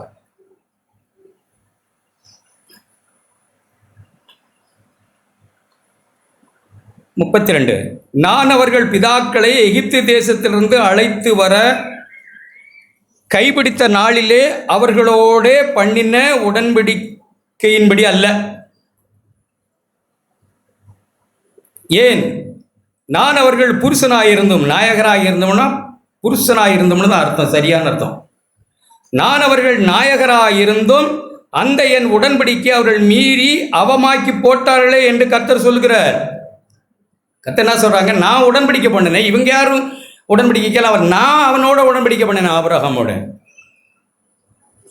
சும்மா இருந்த ஒருவனை, எங்கேயோ இருந்த ஒருவனை அழைத்து நான் உடன்படிக்கை பண்ணினேன், உன்னை ஆசீர்வதிப்பேன், என் நாமத்தை உம்மூலமாய் மகிமைப்படுத்துவேன். நம்மளெல்லாம் ரட்சித்ததுக்கு நோக்கம் நம்ம ஏதோ மகிமைப்படுகிறதுக்கு அல்ல. இங்க பாவிகளும் துரோகிகளும் எப்படியோ கடந்த நம்மை சீரழிந்து போன நம்மை அழைத்து தேவன் தான் யார், எவ்வளவு பெரிய பரிசுத்தர், எப்படிப்பட்ட பாவிகளை நீதிமான் ஆக்குகிறவர், கேடும் கிறுக்கும் உள்ள இந்த கோணலும் மாறுபாடுமான இந்த சந்ததியின் நடுவிலே குற்றமற்றவர்களும் கபடற்றவர்களாய் ஜனங்களை மாற்றுகிற தெய்வம் நான் எவ்வளவு பரிசுத்தர், என் ஜனம் எவ்வளவு பரிசுத்தர் என்று தேவன் தம்முடைய நாமத்தை மகிமைப்படுத்த நம்மளை தெரிந்து கொண்டார். அல்லேலூயா. எத்தனை பேருக்கு வழங்குது? அப்படி நாம மகிமைப்படுறதுக்கு இல்லை, கிறிஸ்தவ வாழ்க்கை தலைகள் இல்லை. கொஞ்சம் பேர் என்னமோ நம்ம மூலமா தேவன் மகிமைப்பட்டுட்டு போறாருன்னு நினைக்கிறோம். நான் இல்லைன்னா கல்லு. இது கிருபை, தேவ கிருபை, இரக்கம். என்னை அழைத்து தேவன் என் மூலமாய் தம்முடைய பரிசுத்தத்தையும், என் மூலமாய் தம்முடைய சுபாவத்தையும், என் மூலமாய் தம்முடைய விருப்பத்தையும், என் மூலமாய் தன்னுடைய எண்ணங்களையும், சபையின் மூலமாய் என்னுடைய எண்ணங்களையும் நிறைவேற்ற கர்த்தர் அங்கே இங்கே சந்துகளிலும் வேலியரும் பிச்சைக்காரர்களுமாய் இல்லாதவர்களுமாய் கிடந்த நம்மளை அழைத்து விருந்துக்கு அழைத்து நம்மை கொண்டு வந்தார். தேவனே உங்க நாமம் என் மூலமாய் மகிமைப்படட்டும் ஆண்டவரேன்னு நம்ம இருக்கணும். ஆனா இந்த ஜனம் அப்படி இல்லை. நான் உன் புருஷன் சொன்ன நாயகர், நீ என் மனைவி, உன்னோட நான் உடன்படிக்கை பண்றேன், உடன்படிக்கையில் உண்மையாயிரு. அவளோ அநேக புருஷர்களோடு வேசித்தனம் பண்ணினாள். ஓசியாவில் எழுதியிருக்கு. அப்படி எத்தனையோ வார்த்தைகள் எழுதியிருக்கு. அநேகரோட கண்டவங்களோட நான் வேசித்தனம் பண்ணி அவரை உடன்படிக்கை மீறினாள். அதனால ஆண்டவர் ஒரு தீர்மானம் எடுத்தாங்க. அவர் தானே எல்லா தீர்மானமும் எடுக்கிறவங்க. இப்பவும் அவருடைய தீர்மானம் தான் இங்கே வந்து உட்காந்துருக்கிறோம். அல்ல இல்லையா? நாம தீர்மானிச்சாலும் இங்கே வந்து உட்காந்துல்ல. ஸ்லைட்டா நம்முடைய இருதயத்தில் ஏதாவது பெருமை இருந்தா ரொம்ப சீக்கிரமா அவரை விட்டு போயிடுவோம். இது ஏதோ கண்டம் உற்சாகம் அடைஞ்ச 4 நாள் செய்தி இல்லை ஒருவரை நம்புகிறது இருக்கு. ஒரு ஆயுள் முழுவதும் ஆண்டவர் ஒரு மனுஷன் பின்னே நடக்கிறார். ஒரு ஆயுள் முழுவதும் சாகிற வரைக்கும் அவளோட கரம் பிடித்து நடந்து என் கூட என்னை பழகிக்கோன்னு சொல்றாங்க. கிறிஸ்தவ வாழ்க்கைங்கிறது அப்படிதான். என்னை பார்த்து பழகிக்க. நான் உன் கூட முன்னையும் போகல பின்னையும் போகல, உன் கூடயே நடந்து வர்றேன். உலகத்தின் முடிவு இருந்த சகல நாட்களிலும் உன்னோட கூட இருக்கிறேன். என்னை பார்த்து பழகிக்கொள் என் சுபாவத்தை. அப்படி உடன்படிக்கை பண்ணி தேவன் நம்மை அழைத்தார். எல்லாம் சபைக்கு வந்தோம், ரட்சிக்கப்பட்டோன்னும் ஞானஸ்நானம் எடுத்தோன்னா அப்புறம் நம்முடைய இஷ்டம் தெரியல எனக்கு எப்படின்ட்டு. உலக சிநேகமானம் யாக்கோபு பரிசுத்த ஆவியினாலே நிரம்பி சபையை பார்த்து சொன்னார், உபசாரிகளே, உலக சிநேகம் உடன்படிக்கைக்கு உண்மை இல்லாதவர்களே, உலக சிநேகம் தேவனுக்கு விரோதமான பகை என்று அறியீர்களா? அநேகரோட கண்டதோட, இன்னும் விக்கிரகங்களோட, இன்னும் பஞ்சாங்கங்களோட, என்னென்ன சோசியத்தோட அந்நிய தேவர்களை வணங்குகிற மனுஷர்களாய் மாறி போனோம். அது தேவனுக்கு அப்ப இருந்து வெறுப்பு, எரிச்சல் உள்ள தேவன் தான் சொன்னாங்க. உடன்படிக்கை மீறி புருஷனாக இருந்து என் உடன்படிக்கை மீறி நடக்காம போனாங்களே அப்படின்னு அவர் என்ன சொல்றான்னு பாரு. 31 வசனம். இதோ நாட்கள் வரும் என்று கர்த்தர் சொல்லுகிறார். ஒரு நாள் வரும் என்று கர்த்தர் சொல்லுகிறார். அப்பொழுது இஸ்ரவேல் குடும்பத்தார் யூதா குடும்பத்தோடும் புது உடன்படிக்கை பண்ணுவேன் நான். சரி, இவன் உடன்படிக்கையில் நல்லா இல்லை, சரியா இல்லை. இந்த இஸ்ரவேல் ஜனம் உடன்படிக்கையில் உண்மையா இல்லை. நான் ஒரு உடன்படிக்கை பண்றேன், புது உடன்படிக்கை. என் மனைவி உண்மையா இல்லை, நான் ஒரு புது உடன்படிக்கை பண்றேன். அவளை நான் நேசிக்கிறேன். எத்தனை புருஷனோடு வாழ்ந்தாலும் அவளை நான் நேசிக்கிறேன். ஒரு வேசியை பார்த்து கல்யாணம் பண்ணுன்னு சொன்னாங்க. ஓசியா தெரிச்சுட்டு ஓகே பண்றேன். நான் ஒரு உடன்படிக்கை பண்றேன், நேசிக்கிறேன். தேவன் ஒரு புது உடன்படிக்கை பண்ணினாங்க. அந்த உடன்படிக்கை, நான் அவர்கள் பிதாக்களை எகிப்து தேசத்திலிருந்து அழைத்து கையை பிடித்த நாளிலே அவர்களோட பண்ணின உடன்படிக்கை அல்ல. அந்த உடன்படிக்கை போல இது இல்லை. 33 வசனம். அந்நாட்களுக்கு பிற்பாடு நான் இஸ்ரவேல் குடும்பத்தோட பண்ண போகிற புது உடன்படிக்கையாவது, சரியா விளங்கிக்கணும். சபைக்கு வந்தோம் ஏதோ நமக்கு நடக்க போகுதுன்னெலாம் யோசிச்சுட்டு கூட ஒன்றும் நடக்காது. ஒரு சிலருடைய வாழ்க்கை, நான் உங்களை குறை சொல்லலை, குற்றம் சொல்லலை, நான் எந்த தவறான ஆவியில சொல்லலை. தவறாய் நாம் இருந்தா இங்க வந்து இன்னும் அதிக கேடானதை நான் உண்டு பண்ணிக்கிடுவோம். தேவன் தெரிந்து அழைத்தாங்க, கிருபையினால் அழைத்தாங்க, தயவு கூர்ந்து அழைத்தாங்க. நீங்கள் என்னை தெரிந்து கொள்ளவில்லை, நான் உங்களை தெரிந்து கொண்டேன்னு அழைத்தாங்க. பாவிகின்றோம், துரோகின்றோம், அழுகிறோம், மண்டையில் அடிச்சுக்கிறோம், என்னமெல்லாமோ புலம்புற மாதிரியெல்லாம் நம்ம நடிக்கிறோம். ரைட், பரவாயில்ல, நான் சொல்றேன் அப்படி. ஆனா தேவன் எப்படின்னு தெரியல. எல்லாம் நாம சொல்றோம், ஆனா நாம் இப்ப எப்படி இருக்கிறோம்? அப்படியெல்லாம் நாம தெரிந்து கொண்டது போல இப்போ வந்தோடனே கொஞ்ச நாள்ல நாம் தேவனை கண்டுபிடிச்சது போல, நம்மால் அவருக்கு என்னமோ லாபம் போல, நான் ரட்சிக்கப்படலாம் அவருக்கு என்னமோ நஷ்டம் போல அப்படின்னு நம்முடைய மனங்கள் மாறுது. ஏதோ நான் இல்லைன்னா எங்க அடுப்பு பற்ற வைக்க முடியாது போல. சகோதரா, உள்ள என்னைக்கு ஆண்டவர் இடத்துல இங்கே இல்லை, இந்த கட்டடத்துக்குள்ள இது வேணா யார் வேணாலும் பாசாங்க செய்து நுழையலாம். இது உள்ள இருக்கிறதுக்காக கர்த்தர் இடத்துல வாசல் வழியாக நுழைந்த போது எப்படி நுழைஞ்சோம்? மார்பல் அடித்து கொண்டு நுழைஞ்சோம்னா அதே போல் இன்னைக்கு நம்ம இருக்கணும் தான் ஆண்டவர் விரும்புகிறார். அதே தான் இது என்னால் உண்டான வாழ்வு இல்லை ஆண்டவரே. அந்நாளுக்கு பிற்பாடு நான் இஸ்ரவேல் குடும்பத்தோட பண்ண போகிற உடன்படிக்கையாவது, அடுத்தது அப்படி வாசிப்போம். இந்த ஆண்டவர் பண்ண போகிற புது உடன்படிக்கை யாருக்கு தான் புரியும்? நம்ம சொல்லிக்கிட்டே இருக்கிறதுனால ஒன்றும் இல்லை. தேவ சிறு பிள்ளைகள், பெரிய கவனிங்க, சிறு பிள்ளைகள், வாலிபர்கள், சகோதரிகள், சகோதரர்கள், புது உடன்படிக்கை ஒன்றும் புரியாது. இங்கே கவனிங்க என்ன கொஞ்சம். மறுபடியும் பிறக்காத ஒருவருக்கு இந்த வாழ்க்கையே புரியாதுங்க. நம்ம என்னதான் வருஷங்களாய் பேசிக்கிட்டு இருந்தாலும் ஒரு பானகின் மறுபிறப்பு அடையாத, மறுபிறப்பு எப்படி அடையிறது? பிறப்பு எப்படி அடைஞ்சோம்? நம்ம பிள்ளைகள் நாம ஒரு தீர்மானம் பண்ணியா ஒரு தாய் தகப்பனுக்கு பிள்ளையா பிறக்கணும்னு யோசித்து நம்ம தீர்மானித்து வந்து தாய் தகப்பனு பிள்ளையா பிறந்துட்டீங்களா? ஒன்றுமே தெரியாதா? என்ன ஒன்றும் சொல்ல மாட்டேங்கிறீங்க? ஒரு 15 வயசு பிள்ளை, அப்படியே கற்பனை தான், புரியதுக்காக சொல்கிறேன், ஒன்றுமே புரியாமல் இருக்கீங்க. 15 வயசு பிள்ளை ஒரு 13 வயசில் தீர்மானித்து, இல்லை 15 வயசு, இப்போ ஒரு 13 வருஷத்துக்கு அதுக்கு முன்னாடி பிறக்கிறதுக்கு முன்னாடி நான் இந்த அப்பா அம்மாவுக்கு இந்த ஊரில் நான் பிள்ளையா பிறக்கணும்னு தீர்மானம் பண்ணி வந்து பிறந்து இப்போ 15 வயசு ஆயிடுச்சா? அப்புறம் எப்படி தான் பிறந்தீங்க? தீர்மானம் பண்ணது யாரு? அப்பா அம்மா. திருமணம் பண்ணது யாரு? அப்பா அம்மா.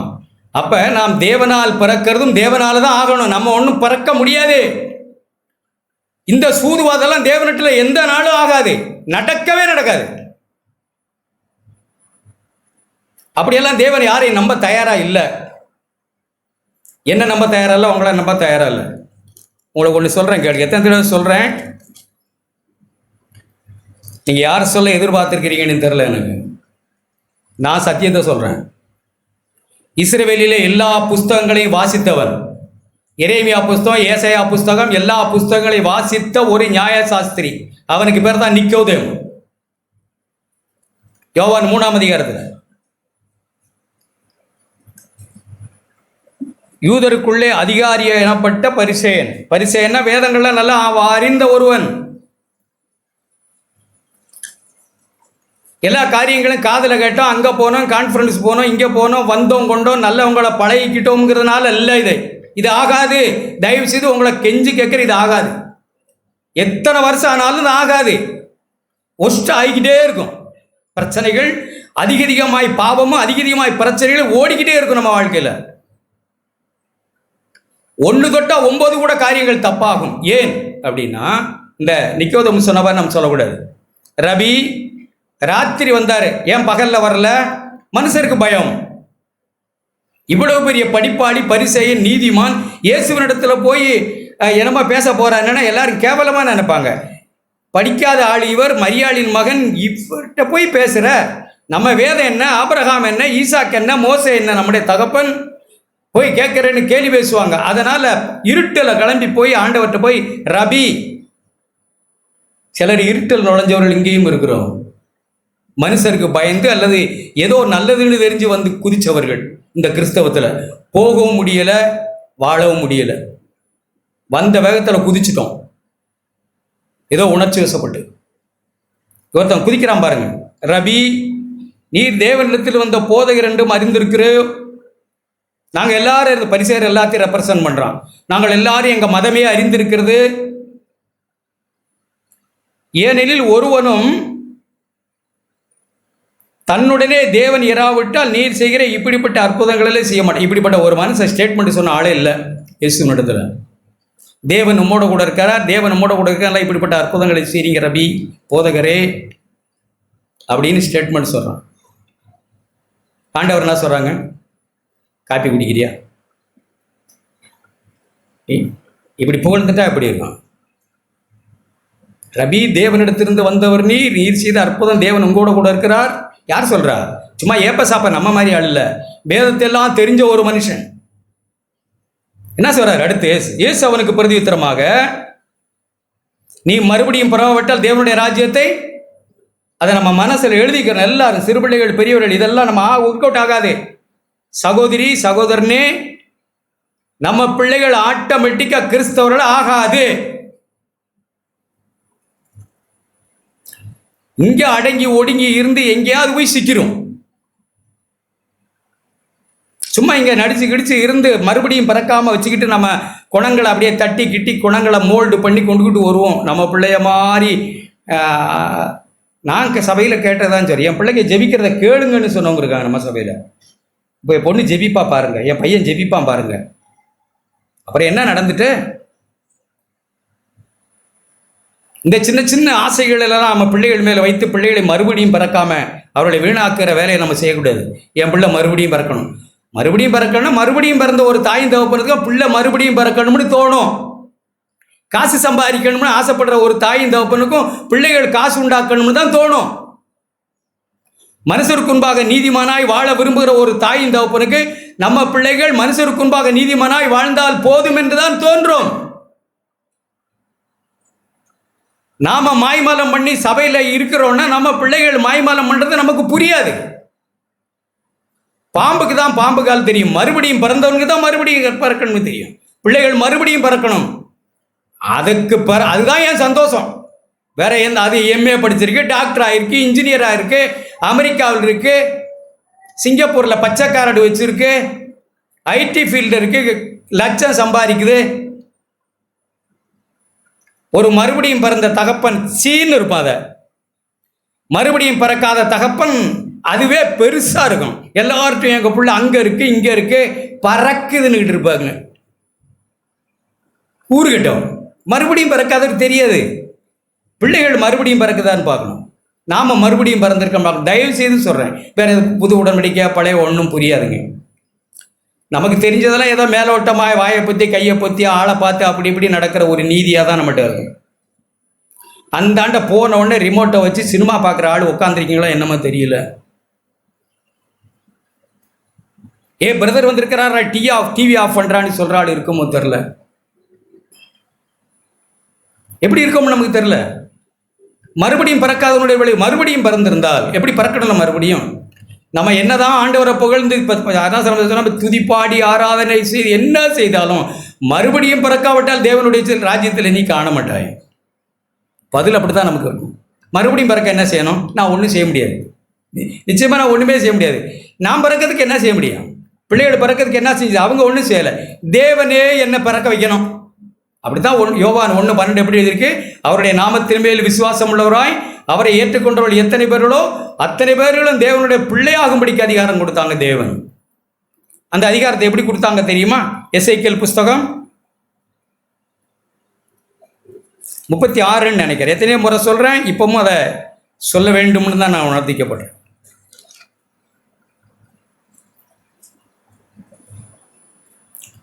நாம் ரட்சிக்கப்பட்டோன்னு சொல்றோம். 36ஆம் அதிகாரம் 24 வசனங்கள் வாசிக்கிறேன். 27, 28 வசனம் வரைக்கும் யாராவது ஒரு வாசிங்க. அந்த மைக்கு கூட எடுத்து கொடுங்க, படிக்கட்டும். என் பேக்கில் இருக்கு.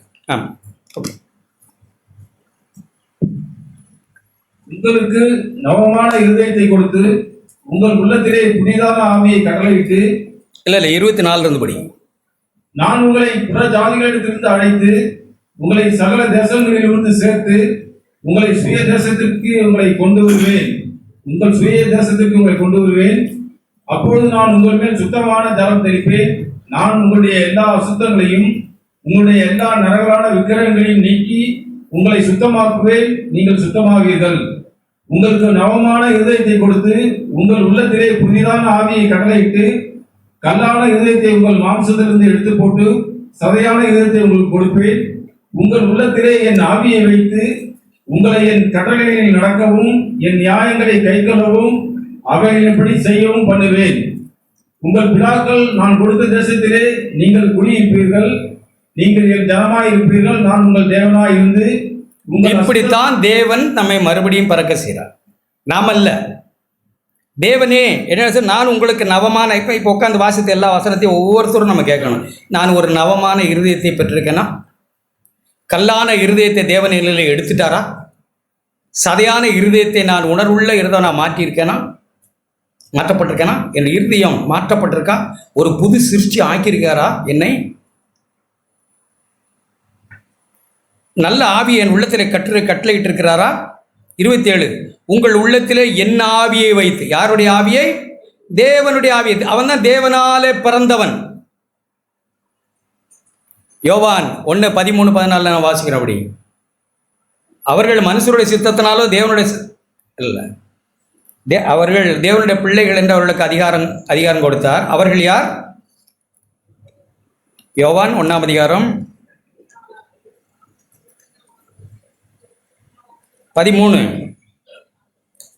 அவர்கள் ரத்தத்தினாலாவது மாம்ச சித்தத்தினாலாவது புருஷனுடைய சித்தத்தினாலாவது பிறவாமல் தேவனாலே பிறந்தவர்கள்.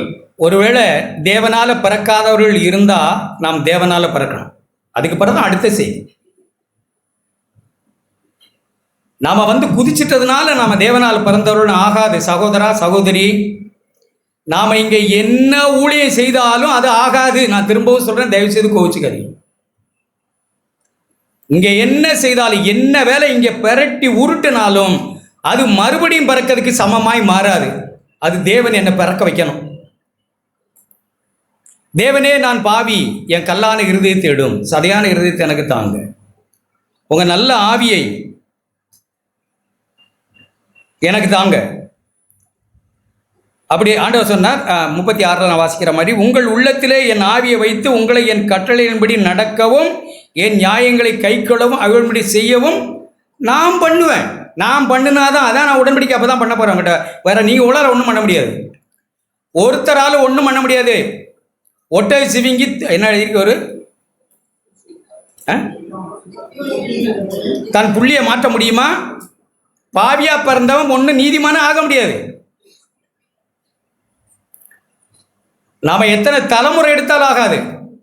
தேவன் நம்மை மாற்றினாலோடைய, அவர் நம்மை ரட்சித்தாலோடைய நம்ம ரட்சிக்கப்பட மாட்டோம்.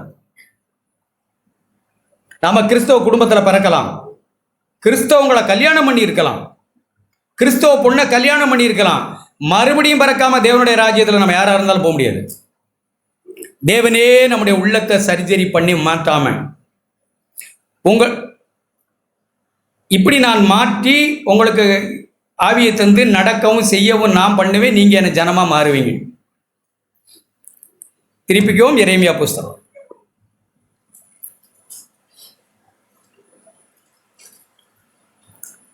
இப்படி தேவன் மாற்றி இருக்கணும். நம்ம மறுபடியும் பிறந்திருந்தா நமக்கு சொல்ற புது உடன்படிக்கை, மறுபடியும் பிறக்காதவரோட ஒரு உடன்படிக்கையும் தேவன் பண்ணலைங்க. தயவுசெய்து நம்ம விளைவிக்க, நம்ம அப்பம் பக்கலாம், என்ன கோவிச்ச கூடாது.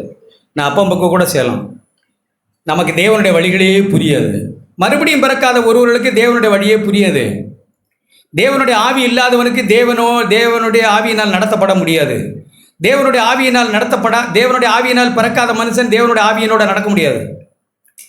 தேவனுடைய ஆவியினால் பிறக்காத ஒருவனுக்கு தேவனுடைய ஆவியின் வழிகள் தெரியாது. நமக்கு நிறைய தெரியும், ஆனா தேவனுடைய வழிகள் தெரியாது. நம்ம ஆவியினால் பிறந்தோமா? தேவனுடைய ஆவியினால் அந்த நிச்சயம் எல்லாருக்கும் இருக்கணும். எவர்கள் தேவனுடைய ஆவியினால் நடத்தப்படுகிறார்களோ அவர்கள் தேவனுடைய புத்திரர். தேவனுடைய ஆவியினால் மறுபடியும் பிறந்த ஒருவர் தான் தேவனுடைய ஆவியினால் நடத்தப்படுகிறவர்கள். தேவனுடைய ஆவி அறிந்தவர்கள், அவருடைய எண்ணங்களை புரிந்தவர்கள், தேவனுடைய சிந்தை அறிந்தவர்கள். அதுக்கு பிறகு புது உடன்படிக்கை புரியும். அதுக்காக சொல்ல வர. இப்ப புது உடன்படிக்கை படுவோம், பார்ப்போம். தேவன் பண்ணுகிற உடன்படிக்கை. நாட்கள் வரும் என்று கர்த்தர் சொல்கிறார், அப்பொழுது இஸ்ரவேல் குடும்பத்தாரும் யூதா குடும்பத்தோடும் புது உடன்படிக்கை பண்ணுவேன். அவர்கள் பிதாக்களை நான் அழைத்து கொண்டு வந்தேன், அவர்கள் உடன்படிக்கையில் மீறி போனாங்க. இப்ப நான் ஒரு உடன்படிக்கை பண்றேன். 33 அந்நாட்களுக்கு பிற்பாடு நான் இஸ்ரவேல் குடும்பத்தார பண்ண போகிற உடன்படிக்கை, நான் என் பிரமாணத்தை அவர்கள் உள்ளத்திலே வைத்து அதை அவர்கள் இருதயத்தில் எழுதி. இந்த பைபிள் இல்ல, புது உடன்படிக்கை அப்படித்தான் எழுதியிருக்கு. 2 கொரிந்தியர் 3ஆம் அதிகாரம் நீங்க வாசித்தீங்கன்னா அது மையில் இல்லை. ஒரு சிலருக்கு மையில் எழுதியிருக்கு. மையில் எழுதியிருந்தா நம்முடைய வாழ்க்கை பொய்யா தான் இருக்க வாய்ப்புகள் அதிகம். அது மையில் எழுதாம ஆவியினால் பேப்பர்ல எழுதாம சதையில் எழுதியிருந்தால், அப்படித்தான் எழுதியிருக்கு புது உடன்படிக்கை. நீங்க வாசித்தீங்கன்னா தெரியும். அது தேவனுடைய ஆவியினால் பேப்பர்ல இல்ல, இதயமாகிய சதையில எழுதணும், அப்படிதான் சொல்றாங்க. அதனால நான் என் பிரமாணங்களை உள்ளத்திலே வைத்து அதை அவர்கள் இருதயத்தில் எழுதி, நான் அவர்கள் தேவனாய் இருப்பேன், அவர்கள் என் ஜனமாய் இருப்பார்கள் என்று கர்த்தர் சொல்லுவார். இப்படித்தான் தேவன் தம்முடைய புது உடன்படிக்கை பண்ணாங்க. நான் பண்ணுவேன், நீ உடன்படிக்கை இல்லைன்னா போ, நான் பண்றேன் உன்னோடு உடன்படிக்கை. நான் என்னுடைய பிரமாணங்களை உன் உள்ளத்தில் எழுதுறேன். முன்னெல்லாம் வெளியில இருந்தது. யார் சொன்னான்? மோசே 10 கட்டளை சொன்னார். எல்லாம் எங்க இருந்து? உள்ளத்திலே வெளியா? கற்பலகையில. இப்ப இதெல்லாம் உங்களால ஒர்க் அவுட் பண்ண முடியாது. நான் ஒன்று ஒரு உடன்படிக்கை பண்றேன். நான் உங்கள் உள்ளத்தை மாற்றி உங்க உள்ளத்துல நான் எழுதுறேன். எபிரேயர் 8 எபிரேயர் 10 நீங்க வாசித்து பாருங்க.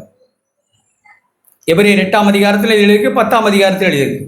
அப்படி உடன்படிக்கை பண்ணி அவர்கள் அநியாயங்களையும் அவர்கள் அக்களையும் கிருபையாய் மன்னித்து பாவங்களை இனி நான் நினையாமல் இருப்பேன் என்கிற ஒரு புது உடன்படிக்கையை கொடுத்தால் அந்த புது உடன்படிக்கையில் எப்படி இருப்போம்னு யோசித்து பாருங்க. நம்மளால நடக்க முடியுமா? என்னடா நான் தப்பு சொல்லிவிட்டேன்னா, நம்மளால இப்ப நடக்க முடியுமா? ஐயோ கர்த்தாவே, நீங்க எப்படி காலேஜில் இப்ப நம்மால நடக்க முடியுமா? புரியல. ஆண்டவர் நான் எழுதி நான் வைத்து நான் நடக்க பண்ணுவேன்னு இப்ப நடக்க முடியுமா? நடக்க முடியுமா? முடியாதா? அவர் பண்ணி நம்மளை நடக்க வைக்கிறார். அதான் புது உடன்படிக்கை. ஏற்கனவே யார் நடக்கணும் உடன்படிக்கை? அவங்க. அது அவங்களால முடியாமல் போயிட்டு, அவர் புருஷனாக இருந்து நடக்க முடியாமல் போயிட்டு, உடன்படிக்கைக்கு உண்மை இல்லாதவர்களாக போனார். தேவன் தம்முடைய இரத்தத்தினால நம்மோட உடன்படிக்கை பண்ணினார். ஒன்று, தேவன் தம்முடைய குமாரனை அனுப்பி உடன்படிக்கை பண்ணினார் நம்மோடு. புது உடன்படிக்கையின் மத்தியஸ்தராரு எல்லாம் சொல்லுங்க வாய் திறந்து. கிறிஸ்து ஆண்டவர் புது உடன்படிக்கையின் மத்தியஸ்தராகிய தம்முடைய குமாரனை அனுப்பி நம்மோடு கூட உடன்படிக்கை பண்ணினார். ஆண்டவரே மத்தேயு எழுதின சுவிசேஷம் 26ஆம் அதிகாரத்தில் இது அப்பம் பக்குவது இது என் இரத்தத்தினால் ஆகிய புது உடன்படிக்கை என்று தேவன் நம்மோடு உடன்படிக்கை பண்ணினார். நம்மள ஒன்றும் பண்ணல. நம்ம மறுபடியும் பிறக்கணும். பிறந்தா இது புது உடன்படிக்கை புரியும். இது நம்முடைய நீதி, நம்முடைய சாமர்த்தியம், நம்முடைய மல்லுக்கெட்டல், நம்முடைய பல்லுக்கெட்டல், இதெல்லாம் ஒன்றும் ஆகாது. நம்மளால வாழ முடியாது. தெரியும் தேவனுக்கு இவங்களால் இதாகாது. நம்ப முடியல. ரோமர் 8ஆம் அதிகாரம்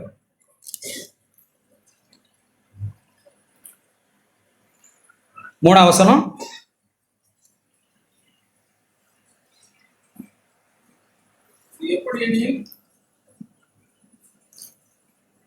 எல்லாரும் பாருங்க, படி. அது எப்படி எனில் மாம்சத்தினாலே பலவீனமாய் இருந்த நியாயப்பிரமாணம் செய்யக்கூடாததை தேவனே செய்யும்படிக்கு தம்முடைய குமாரனை பாவ மாம்சத்தின் சாயலாகவும் பாவத்தை போக்கும் பலியாகவும் அனுப்பி மாம்சத்திலே பாவத்தை ஆக்கினைக்குள்ளாக தீர்த்தார். நம்மகிட்ட ஒரு மாம்சம் இருக்குல்ல, அந்த மாம்சத்திட்ட நியாயப்பிரமாணம் சட்ட திட்டங்கள் எதுவுமே எடுபடல. நியாயப்பிரமாணமாய் தேவன்கிட்ட சொல்லுது. நீங்க கொடுத்த எத்தனையோ 633 பிரமாணம்லாம் சொல்றாங்க. 10 கற்பனை, எத்தனையோ கற்பனைகள். ஆண்டவரிடத்துல போய் நீங்க கொடுத்த ஒரு கற்பனையும் இந்த மனுஷனிடத்துல நீதியை நிறைவேற்ற முடியல ஆண்டவரே. ஏன்? அவன் மாம்சம் ரொம்ப பலவீனமா இருக்கிறான். அவன் மாம்சம் அவன் பலவீனமான மனுஷன். அவனிடத்துல எந்த நீதியும் நிறைவேற்ற முடியல ஆண்டவரே. நாங்க தோத்துட்டோம். எல்லா சட்ட திட்டங்களும் தோற்று போனது மனுஷனுக்கு முன்னாடி. ஏன் தோற்று போனது? நான் மாம்சத்துல மனுஷன் பலவீனமா இருக்கிறான். எந்த கற்பனை அவனிடத்துல நிறைவேற்ற முடியல. தேவனே யோசித்தார். தேவனே தான் ஸ்டெப் எடுத்தாங்க. எப்படி எழுதியிருக்கு? நியாயப்பிரமாணம் செய்ய கூடாததுன்னு என்ன? நியாயப்பிரமாணம் செய்ய முடியாததை செய்ய முடியல. நியாயப்பிரமாணத்தினால ஒன்று மனுஷனை நீதிமானாக்க முடியல, அவனை நீதி செய்து வாழ முடியல, பரிசுத்தமாய் வாழ வைக்க முடியல, நிமிர்ந்து நிற்க முடியல. பாவத்துக்கு முன்பாக தோற்கடிப்பட்டு விழுந்து கிடக்கிறான். அவன் பலவீனமான மனுஷன். அந்த நியாயப்பிரமாணம் செய்யக்கூடாததை தேவனே செய்ய தீர்மானித்தார். அது எப்படி செய்தார்? தேவன் தம்முடைய குமாரனை பாவியா அனுப்பில்ல, பாவ மாம்சத்தின் சாயலாய், பாவ மாம்சத்தின் சாயலாய் அனுப்பி பாவத்தை மாம்சத்திலே, அவருடைய மாம்சத்திலே ஆக்கினைக்குள்ளாய் தேவன் தீர்த்தார். நமக்கு வர வேண்டிய ஆக்கினை அவருடைய மாம்சத்திலே ஆக்கினைக்குள்ளாய் தீர்க்கப்பட்டது. மேலே எழுதியிருக்கு பாருங்க, ஒரு வசனம் படிக்கிறேன். கிறிஸ்து இயேசு 1ஆம் வசனம். கிறிஸ்து இயேசுக்குட்பட்டவர்களாய் இருந்து மாம்சத்தின்படி நடவாமல் ஆவியின்படி நடக்கிறவர்களுக்கு ஆக்கினை தீர்ப்பு இல்லை. இங்க உட்கார்ந்துருக்கிற எத்தனை பேருக்கு அவளப்பட்ட நம்பிக்கை இருக்கு எனக்கு ஆக்கினை தீர்ப்பு இல்லைன்னு? பிசாசுக்கு முன்னாடி மனுஷருக்கு முன்னாடி தலை குனிஞ்சு நடக்கிறோம். விசுவாசம் இல்லை. தேவன் தம்முடைய குமாரன் மூலமாய் செய்ததில் எனக்கு விசுவாசம் இல்லை. எனக்கு ஆக்கினை தீர்ப்பு இல்லைன்னு சொல்ல தைரியம் இல்லை. அது என்ன பெருமைன்னு நினைக்கிறோம். அதுதான் தாழ்மை. தேவன் செய்ததை அங்கீகரிக்கிறது தான் தாழ்மை. அதான் விசுவாசம். தேவனே அப்படி செய்தார். தம்முடைய குமாரனை அனுப்பி இரத்தத்தினால புது உடன்படிக்கை பண்ணினார். தம்முடைய குமாரனை அனுப்பி தேவனுக்கும் மனுஷனுக்கும் மத்தியஸ்தராய் உடன்படிக்கை பண்ணினார். அப்படி இதுதான் புது உடன்படிக்கை. உங்கள் அக்கிரமங்களையும் பாவங்களையும் இனி நினைக்க மாட்டேன். ஒரு நாளும் கில்ட்டி கிடையாது ஒரு கிறிஸ்தவனுக்கு. இங்கே உட்காந்துருக்கிற அப்பம் பக்கம் வந்திருக்கிறவர்கள் குருன்னு உட்காந்துருக்கீங்களா? நீங்கள் புது உடன்படிக்கை அறியல. இப்போ அப்பம் பக்கம் வந்தவுடனே ஏதோ நம்ம சுத்திகரித்து கொண்டு ஏதோ செய்திருவோம்னு தோணுது இல்லை. நீங்கள் புது உடன்படிக்கை அறியல, தேவனையும் சரியா அறியல. ஒரு செத்த சபையில் இருந்திருக்கலாம் வேணாம் அப்படி. ஆனால் நல்ல ஒரு சபை சத்தியம் நீங்கள் வந்துட்டு எப்போ பார்த்தாலும் குறுன்னு, எப்போ பார்த்தாலும் விழுந்து, எப்போ பார்த்தாலும் தப்பு செய்து, எப்போ பார்த்தாலும் முறுமுறுத்து, எப்போ பார்த்தாலும் கோவப்பட்டு, எப்போ பார்த்தாலும் போய், எப்போ பார்த்தாலும் கண்கள் நிச்சய், எப்போ பார்த்தாலும் நான் ஜெயிச்சேன், விழுந்தேன், எழுந்தேன். What is this? நம்ம என்ன அறிஞ்சிருக்கிறோம்? தேவனே அறியல. மன்னிப்பு கேட்டோம். இது என்னது? இங்கேயே வருவானது. யோசித்து பாருங்க. இங்கே ஒரு சாதாரண ஒரு சபையில் இருக்கலாம். அங்கே தான் ஜனங்கள் போன மன்னிப்பு கேட்டு அவங்க பாவம் செய்கிற உண்மைதான். அப்புறம் நான் மன்னிப்பு கேட்டமே, மன்னிச்சுட்டாங்க. அதை இதென்ன கிறிஸ்தவ வாழ்க்கை? சத்தியத்தை நம்ம அறியலையா? இப்படி உட்காந்துருக்க ஒன்றும் புரியலையா? மறுபடியும் பிறக்கலாம் சொல்ற 10 பேர் பிறந்திருந்தா பெரிய விஷயங்க. மறுபடியும் பிறக்கலன்னா எத்தனை காலம் நாம் பேசிக்கொண்டதால் சுவிசேஷம் புரியாதுங்க. கேட்கும்போது நல்லா இருக்கும். வீட்டுக்கு போயிட்டு அதெல்லாம் மறந்துடும். வாழ்க்கை வரும்போது மறந்துடும். புருஷ மனைவியின் காரியங்கள் வரும்போது மறந்துடும். பொண்ணு கொடுத்து பொண்ணு எடுத்து எல்லாம் மறந்துடும். என்ன பேசுகிறோம்னு தெரியாது, என்ன நான் செய்கிறோம்னு தெரியாது. எல்லாம் இங்கே தான் உட்காந்துருக்கோம். சொல்லுங்க, அப்படிதான் நம்ம யோசிக்கணும். பொண்ணை கல்யாணம் பண்ணி கொடுத்தேன் மகராசனுக்கு, ஸ்தோத்திரம் ஆண்டவரேன்னு சொல்ல முடியுமா? உங்க பையனுக்கு இந்த குடும்பத்துக்கு பொண்ணு கொடுத்தேன் ரொம்ப சந்தோஷம்னு சொல்ல முடியும்? விசுவாசி சொல்ல முடியுமா அப்படி? ஏன்னா நம்ம வருஷங்களாய் கேட்டுக்கிட்டு இருக்கிறோம். இந்த புது உடன்படிக்கையும் தேவன் நமக்கு செய்தது தெரியாதனால தெரியாம என் பொண்ணை கொடுத்துட்டோன்னு தோண வைக்கிறோம். ரொம்ப சந்தோஷம் பிரதர், ரொம்ப சந்தோஷம். ஒரு அல்லல் இல்லை. எல்லாம் அப்படி உட்காந்துருக்குறோம். வரும் எதிர்காலங்கள் இருக்காக சொல்கிறேன். எதிர்காலங்கள்னு ஒன்று வரும்ல. அன்னைக்கு எப்படி கிறிஸ்தவங்க நம்ம இங்கே வச்சு சிஎஃப்சின்னு நினச்சோம். என்ன பேச்சு! இதெல்லாம் என்னன்னு நினைக்கிறீங்க நீங்கள்? மறுபடியும் பிறக்கலை, நாம் காரியமே புரியல. எவ்வளவுதான் பேசிக்கிட்டு இருந்தாலும் மறுபடியும் பிறக்காமல் சத்தியம் புரியாது. மறுபடியும் பிறந்தவர்களுக்கு தேவன் தம்முடைய ஆவியினாலே ஆவியோடு பேசுகிறார். தேவன் தம்முடைய ஆவியினாலே ஆவியை பரிசுத்தப்படுத்துகிறார். தேவன் தம்முடைய ஆவியினாலே களங்கமாய் இருக்கிற ஆவியை பரிசுத்தப்படுத்துகிறார். தேவன் தம்முடைய ஆவியினாலே நம்முடைய ஆவியை சுத்திகரிக்கிறார். நம்ம நடக்கையை, வாழ்க்கையை, பேச்சு எல்லாம் சுத்திகரிக்கிறார். ஆவியினால் பிறக்காதவர்களுக்கு ஆவியானவர் பேசுகிறது தெரியுது. அவர் ஆவியில பேசுகிறவர் ஆவியானவர். அவர் ஆவியிலே வாசம் பண்ணுகிறவர். அதனாலதான் நம்ம ஆவியில பிறக்கணும்னு சொல்றோம். தேவனுடைய ஆவியினால பிறக்கணும்னு சொல்றோம். 8ஆம் அதிகாரம். இன்னும் குருன்னு இருக்கமா? எப்போ பார்த்தாலும் ஒரு குற்ற மனசாட்சி. அதை வாய் சிலருக்கு சகோதரிகள் குறிப்பான் எந்த இடத்துல என்ன பேசுறதுன்னே இல்லை. அத்தை நான் சொல்றேன், அடிப்படையில் தான் கோளாறு. எங்கேயும் நான் எப்பவும் நினைக்கிறேன் அடிப்படையில் கோளாறு.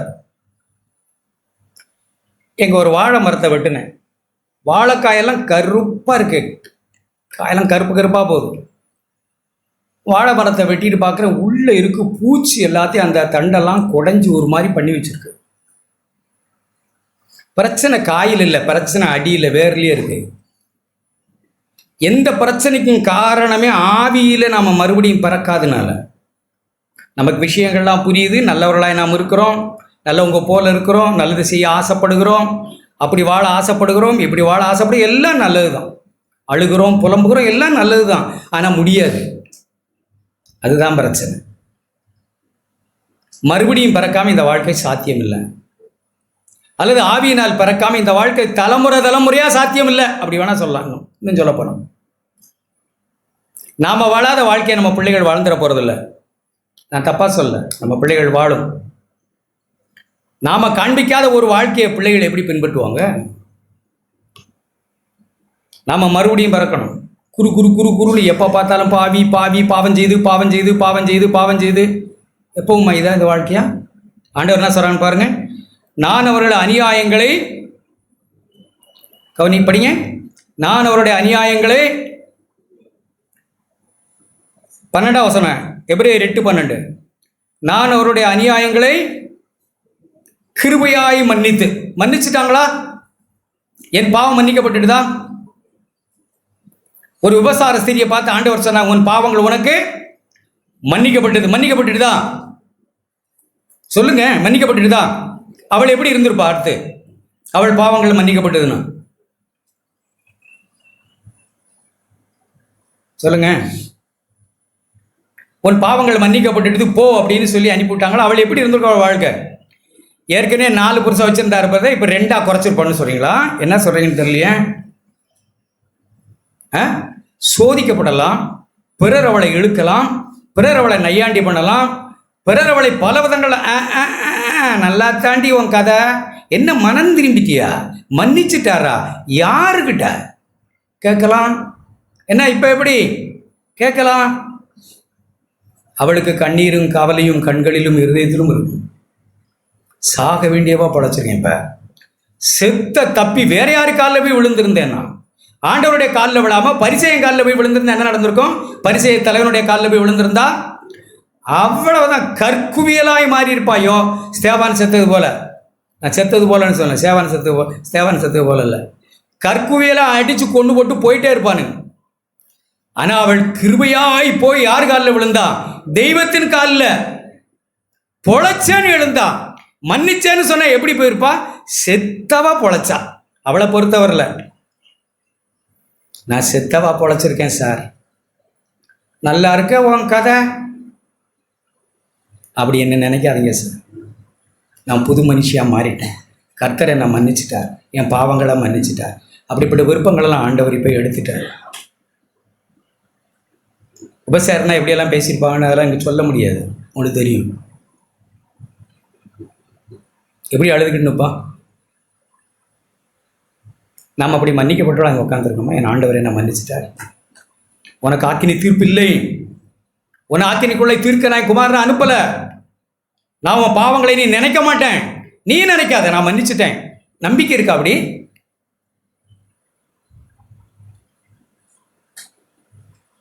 பாவங்களையும் அக்கிரமங்களையும் நீ நினையாமல் இருப்பேன் என்று கர்த்தர் சொல்லுங்க. அதான் புது உடன்படிக்கை. நானும் நினைக்க வேண்டியதில்லை, சந்தோஷமாய் போகிறோம். நாம் புது உடன்படிக்கைக்கு வந்தாள். தேவன் தம்முடைய குமாரனை அனுப்பி நியாயப்பிரமாணம் சட்டம் செய்ய முடியாத அவரே என் மனசை எழுதி, என் இதயத்தை மாற்றி கல்லை மாற்றி சதையாக்கி அவரே எழுதி என்னை நடக்க பண்ணுவேன்னு கொண்டு வந்து இங்கே சேர்த்திருக்கிறார். அல்லேலுயா. அப்படி அல்லேலுயா சொல்கிறவங்கள எழுந்து நீங்க, நான் உன்னை நடக்க பண்ணுவேன், வாழ வைப்பேன், நான் உன்னை புதுசாக்குவேன், நீ என் ஜனமாயிருப்பாய், நான் உன் தேவனாயிருப்பேன் என்ற தேவன் உங்கள் உள்ளத்தில் சொல்லி இருந்தார். ஆண்டவரே என்னை கிருபையாய் மன்னித்திருக்கிறீர் என்று நாம் உணர்ந்தது உண்மையானால் அந்த நல்ல ஆண்டவர் ஏகமாய் ஸ்தோத்திரிகள். எல்லாரும் வாய் திறந்து கர்த்தாவே உம்மை நாடி ஸ்தோத்திரிகள்.